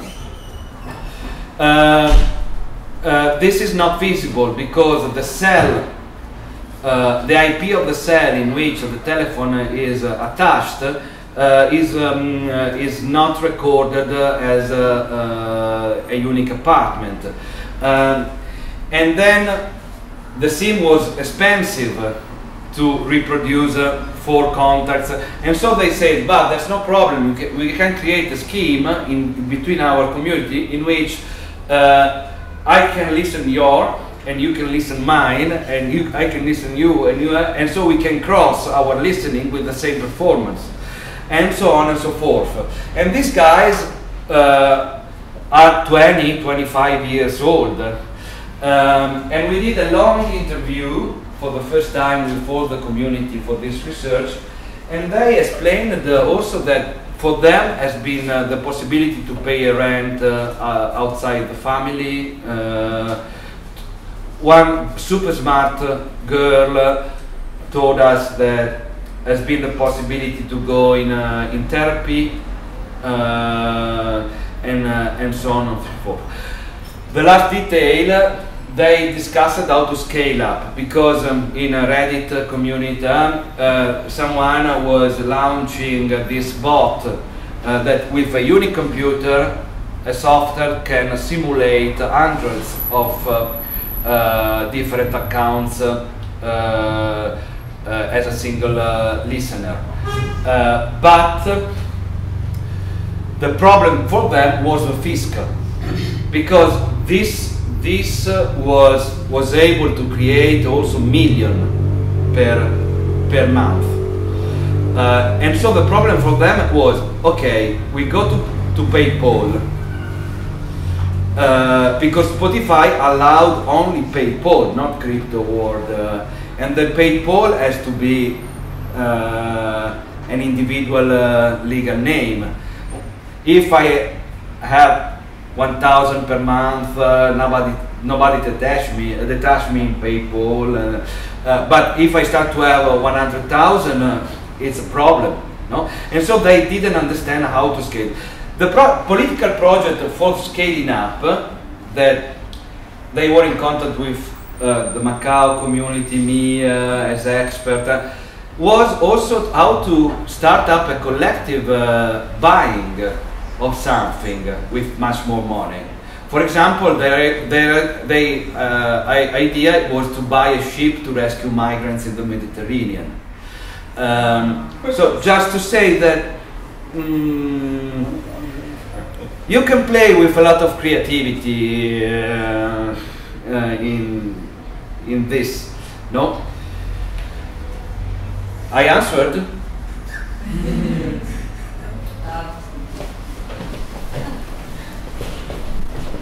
Did anyone actually legally had any problems with this? No. Again, the problem was when Spotify was deleting your profile, but you have to create another one, and also the revenue and the album has to be totally different, and so they had problem only to reload a branch when somebody was detected, and so. But for example, apart from the ship, they did also a common wallet for buying equipment, because creating album without being musician, after 2-3 years they started to be musician. They did also in an art center in the city a festival called Shortwave, in which all of them were performing concerts in this weird music, with this weird music. How many albums did they make? I don't know, many, because they are a bunch of 30 people, and they did more than once for each. I don't know. Now they can sell them as collectors. Huh? Now they can sell them as collectors. Yeah. How is this though an art movement? What? Sorry? How is this an art movement then? Sorry, I don't understand. How is this an art movement? Yes, how is this an art movement? Everything is art. Is this an art movement? How is it? How? Yeah. I don't know. They didn't went in art, neither in music, apart from this subculture in the city, but in the Biennale of Hungary, an art collective presented the same project. In the Biennale of Budapest, years ago, an art collective presented this a similar scheme as a project, and they had also a long trial with Spotify, and they won. So it's up to the answer. It's up to you. There's us project that step in. I mean, everything we talk about today, the example of Documenta, Venice Biennale, Athens Biennale, many things we did with this project are well accepted in the fine arts programs, okay, if you want. So it's not a problem to... most of them are not belonging to the art field sometimes, or they don't want to step in with that project in the art. Yeah, so it's up to you. It's kind of unfair to professional musicians, though. Ah, okay. This was. No, because they're yeah. No. We had a long discussion about this, and also with them. I mean, the scale of this phenomenon is not touching for nothing the normal art musician, okay, and they are not also against the art musician, or some of them. One of them that is also one of the initiator of the scheme is a musician in Turin, and in general there's not this perception.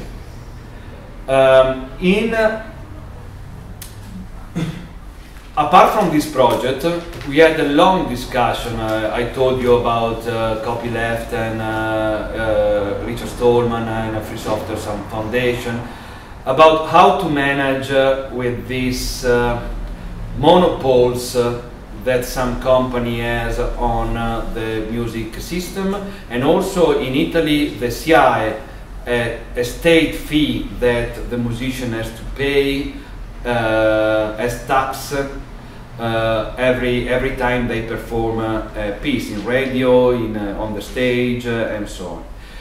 And this is a monopole, so my position is that there's nothing to complain if someone tries to steal money to Spotify as monopole, not to the other artists that are operating and so on.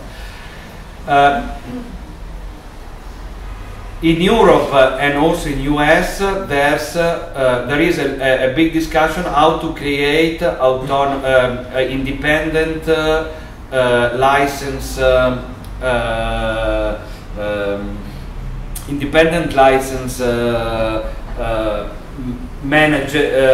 managers as a collective society, as a co-op of artists, musicians that are belonging to a platform independent from the main monopoles and the national tax payment for music, and this debate started also with Creative Commons license,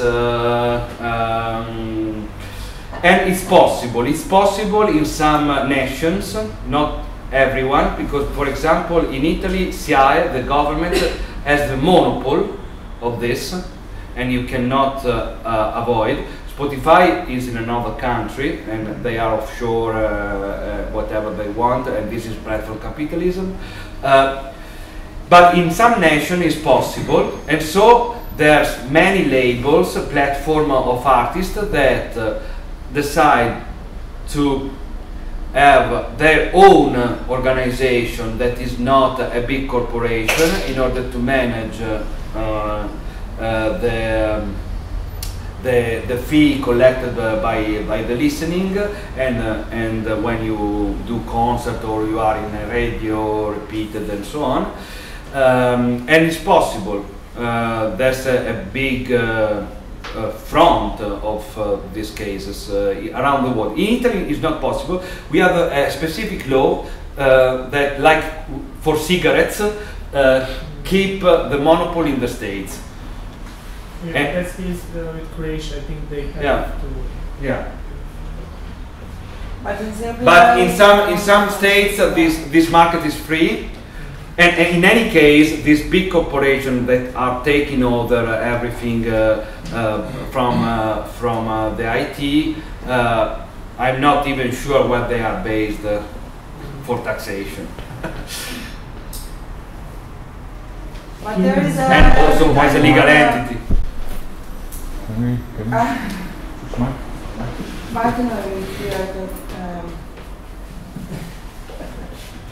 I don't know, like it last decade or so, there's a lot of talk about visual artist fees, and especially since the pandemic, this question became like more visible and more important. And there was I don't know, like lots of different models of like the remunerations in different countries and so on, you know, so well.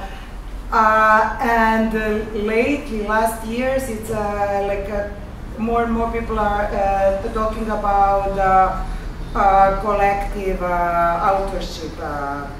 This yes. is the same. Yeah. And so in a musical like industry, because it's a bigger industry, it's like more better regulated, and it's working for, I don't know, like more stably for years at least in Serbia. But in visual arts, it's something that, because it's also not so big industry in the question, and so I don't know, it's in just becoming to be maybe more spoken about, and more in Serbia it's in beginnings. Because it's also the other thing is negotiating with the big companies, which is completely different, like the transmitters, I don't know, the TV, like broadcasting houses, devices.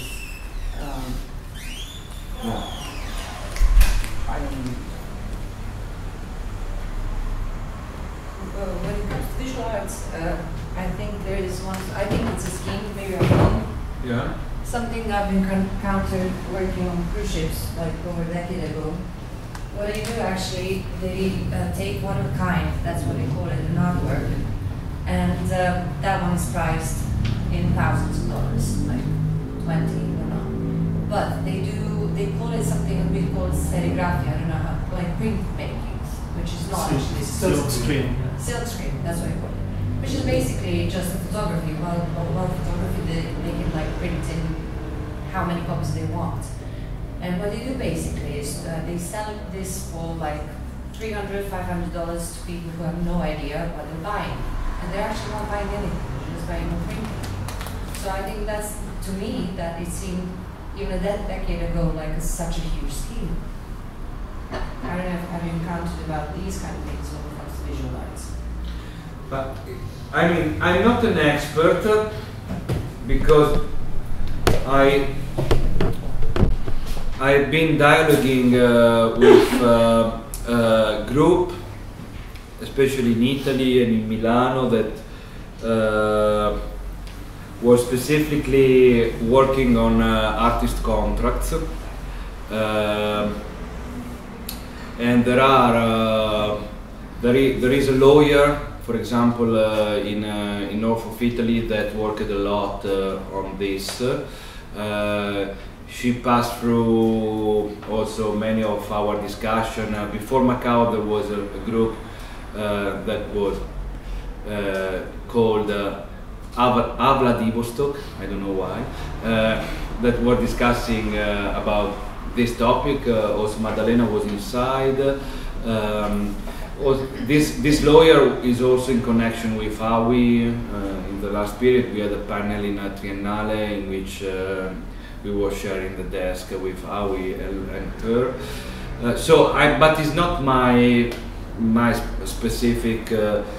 What I understood is that there are contracts for the artist in order to regulate all of this.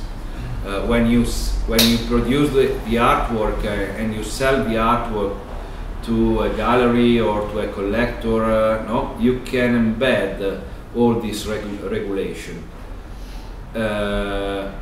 If it's reproducible, if they have the rights to copy it or not, and many others also, rights of the artwork in itself that is embedded in the contract when you sell it in one piece. But it's not really. I told you in the beginning that I choose not to sell artworks. so I never really have been practicing and technically in these technicalities. So basically means that it is based on individual morality of an artist. Sorry? So basically based on the individual morality of an artist, how they choose to present themselves and what kind of copyrights that they're going to give. This is for sure, but I can understand that there's several issues regarding how to protect, if you want, and it's also your right to protect the economy that follow the artwork, and usually the problem in general is that the galleries and the collectors try not to do contracts, to pay you, maybe also black, but not to do contracts. So all the discussion I assisted, but again, I never worked for these technicalities. I've been many times in dialogue, and what I perceived is that it's a bad habit by the galleries and the collectors and the museum not to propose you any contract, or to propose you some contracts that are very general, like receipts, just because they want to take it blur, and then they can do whatever they want. But also this, as far as understood, also this is not is a gray zone. They can do whatever they want, but even not, because even if there's no contract, if you detach this behavior, you can also reclaim to stop it. Yeah, it's a long process. Can I have one more question? Yeah. I was very interested in the Institute of Radical, what was it say? The Institute of Radical Imagination. Imagination. Could you explain, like elaborate, what does this mean, like radical imagination? I didn't catch that. Okay. So the idea around 2016-17 was to have an international organization gathering and putting our forces together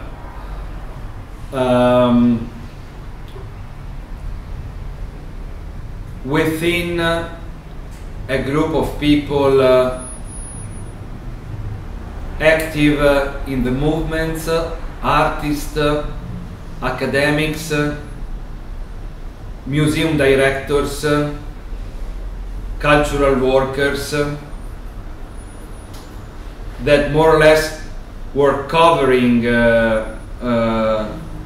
this intersection from Italy, Spain, Greece, Turkey, Egypt, Russia, Croatia. So more or less the idea was to have an institution for an already existing community / camarades / art operators coming from this period of activism and mobilizations. So the Kindisem, the movement, movement in Italy for the common goods, Gypsy Park, Syntagma Square, from Croatia, VKV, you know? For example, this kind of profiles. And to do a coalition in form of an institution, an institute. We have no space. We are nomadic, online. In order to create a space of debate, so a sort of think tank in the very beginning, and then a space of also of program of radical pedagogy, like education, launching lessons or debate within us and within a larger community, starting from our peers. And then we started to launch campaign, political campaign in between art and activism. And some of this campaign and project became also at the form also of exhibition, commissioned programs, publications, and this. Everything, I would say, that is a militant research group in the art. We choose this title because, as also I was trying to explain to you in a common language that this broader group anyway has in common, that as I was telling this morning, this imagination is in a central position because apart from the power relation, negotiation, the streets, for us was also very important to open up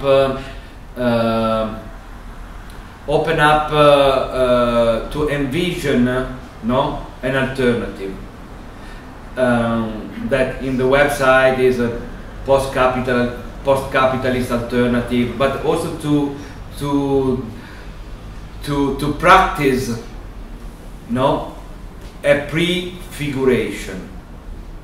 And to prefigure, you have to imagine something else, and this is also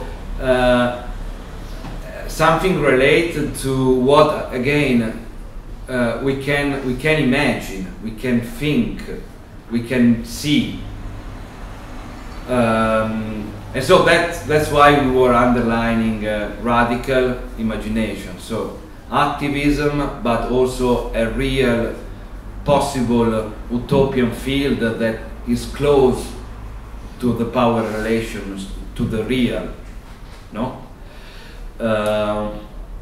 and that's all. I mean, so just a debate program, like exchanging experiences and like imagining. No.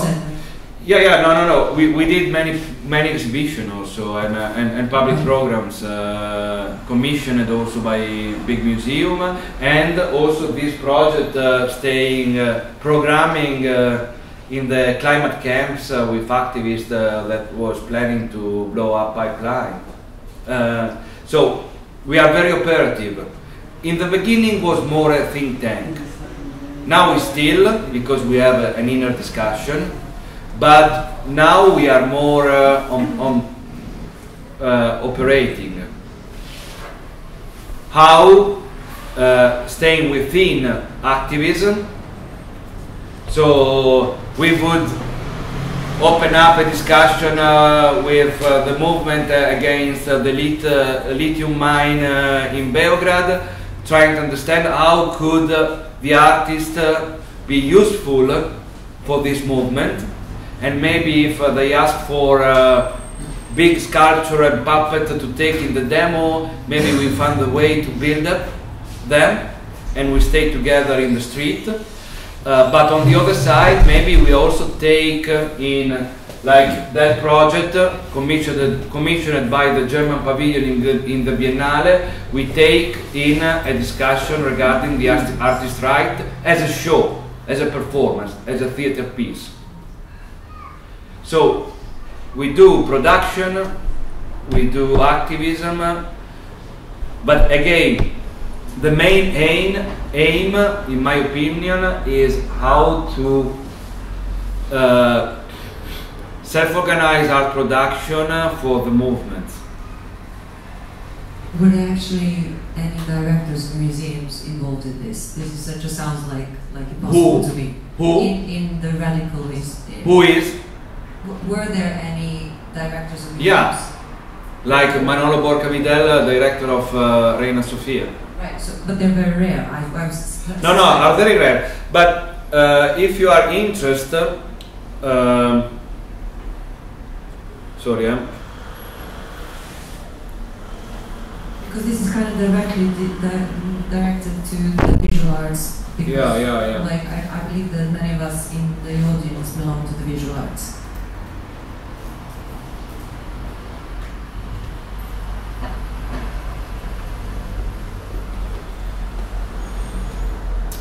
This project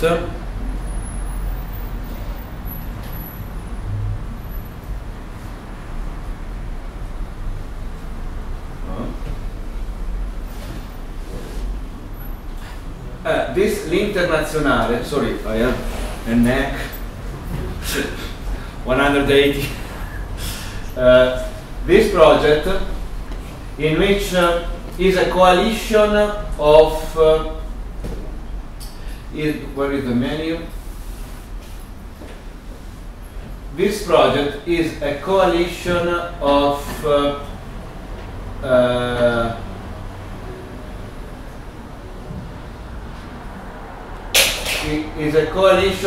art institutions, in which also the Institute of Radical Imagination is in. The name is l'Internazionale, and for example, this coalition embed IRI, Institute of Radical Imagination, is one of the last member, but originally is composed by all these directors.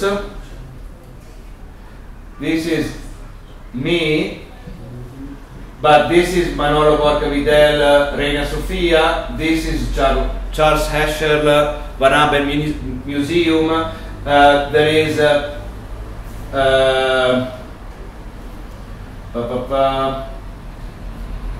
there is Elvira from MACBA, director of MACBA, there is MSU from Zagreb, Moderna Galleria Zdenka from Ljubljana, there is the Contemporary Art Museum of Warsaw. Just to say that these directors are, for example, and the museum I mentioned, are, for example, very interested in this kind of topic, and also alliance. And we created this L'Internazionale and the project of these 4 years now running, that is called Museum of the Common, creating iteration and project together within this network, exactly because we are discussing about many topics related to what we discussed also today. And for example, for example, sorry, no, this is my wallet. For example, for this project, we did a gathering for the opening of last Biennale of Venice called Gathering into the Maelstrom this spring, the last spring, in which we had a meeting and an exhibition and a program together with all this network, led by Institute of Radical Imagination. So we are working in this network, but our role there is to take these leftist directors more boot on the ground and with dirty hands in maybe some local fighting and supporting the rights of the workers in Biennale, and we use also, and also they know to be used also to support, because of these big names of the institution, maybe local issue. And also Internazionale was I think created also for this aim. I don't know if it's understandable. I mean, it's another big topic. This relationship in between grassroots, self-organization, trade unions, artist rights, and this big institution or possible networks of big institutions that are trying to understand how to help. But also part of the FMA was involved in the Kunsthalle. Yeah, this is another story, but unfortunately, I have to say that Vienna with VKW is an example. Documenta is another example in the last pages, not what I was storytelling to you. The last year. Also, Reina Sofia, now Manolo, you are recording? No, it's no more the director and changed. It's very good also the actual one. But especially for also Van Abben now Charles Sechel is ending also because for many years. So, but in certain case, like Documenta for sure, Vienna, Biennale di Venezia, we have a fascist problem, and also the reason why Manolo in Reina Sofia ended was in part by a shitstorm by the newspaper of the alt-right connected with Vox in Spain. So in the last period in Europe we had a Meloni government in Italy is speaking about a new cultural hegemony by the fascists, not the ultra or the right, they say, because they have to stop to be to be in shame because of the culture is something only of the leftist intellectuals. And so in this last move in Europe, you see where also the far right is so potent, so powerful, like in Austria, in Italy, and so forth. But also when they want to start this process to take the government, like in Spain, they tried before the last election. They are betting a lot on cultural hegemony. And so, for example, in the VKW case, also in Moderna Galleria in the last years, there is an attempt to fire this more political committed figure covering important chairs. and the attack is quite clear. I mean, declared. And so, for example, the KW had to stop in Vienna, and the mandate has not fell apart. But also for the documenta, Vicente Curtuna and Manolo Borca did a proposition to the funding committee before the funding committee resigned because of the censorship after the 7th of October in Germany. The year before, Manolo Borca and Vicente Curtuna is the former director of SALT in Istanbul, did like a co-proposal to Documenta, and the administration of Documenta refused, even if they were invited. For Documenta you have to be invited to do a proposal. The administration of Documenta refused their proposal for an administrative, how to say, mistake, for a procedure mistake, but it was political, and they also did a letter in response on influx. But just to say that there is a move in order to push away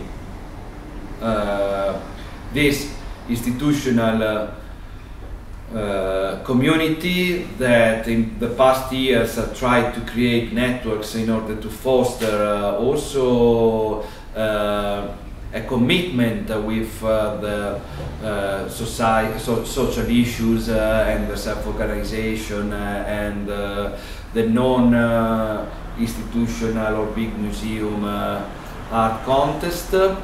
But now there is also, they are also under attack. They are also resisting, but they are, I think, under attack. Do you agree? This all seems like a war situation that I wasn't aware of before today. Sorry, I don't listen. This seems like a war situation that I wasn't aware of before today. Yeah? Yeah, this is the how something I new? perceive this moment. Oh, okay. So good to discuss.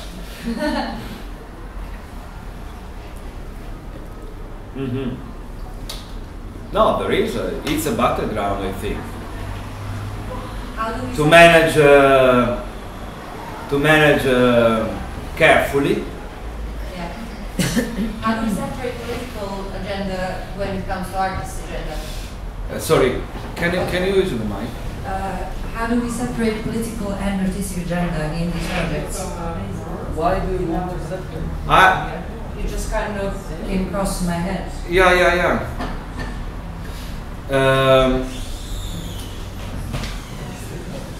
So, again, my desire is not to separate, and my effort is how to embed the two aspects as much as possible. But I don't want to, so take it as my position, not only mine, but as my personal effort. I mean, ideally, I'm not really, I don't want to convince you that there's no autonomy of the arts from politics.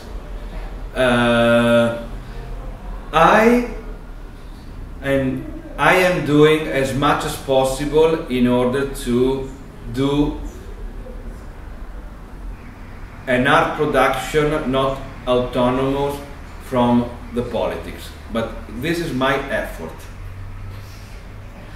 Thank you. Yeah. Also, this project you were. And sorry, not only mine. I understand this.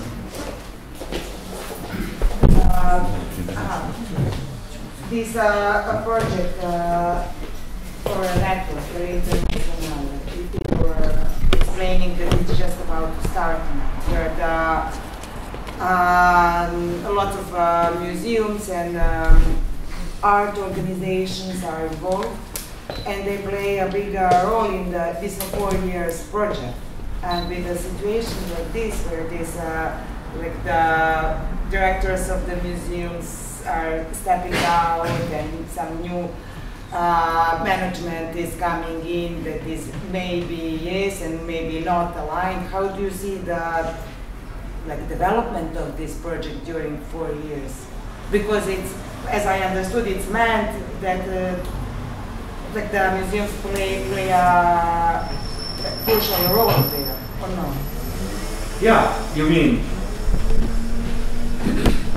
if we consider an example as l'Internazionale, there is a problem that during the years some directors and government can change, and so you can find you can find yourself in a board of people that are not consistent in terms of vision and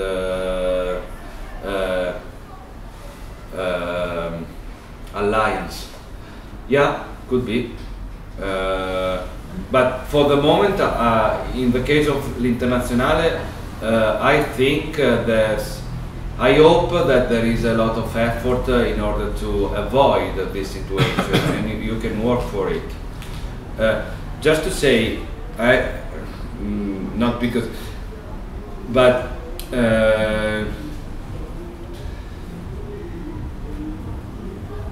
yeah, I mean,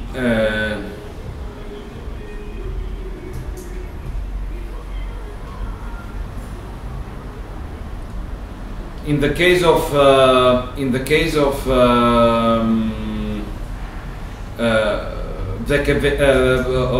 Haus der Kultur del Welt, that was in the Internationale board with us,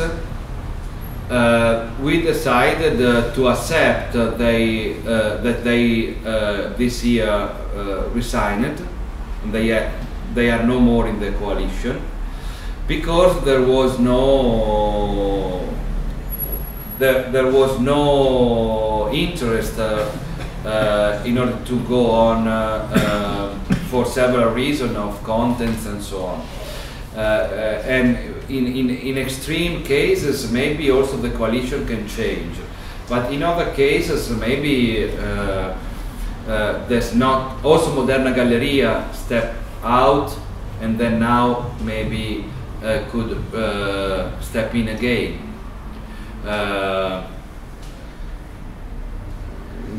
So I don't know if I answered, even if I'm not the Internationale public relator. So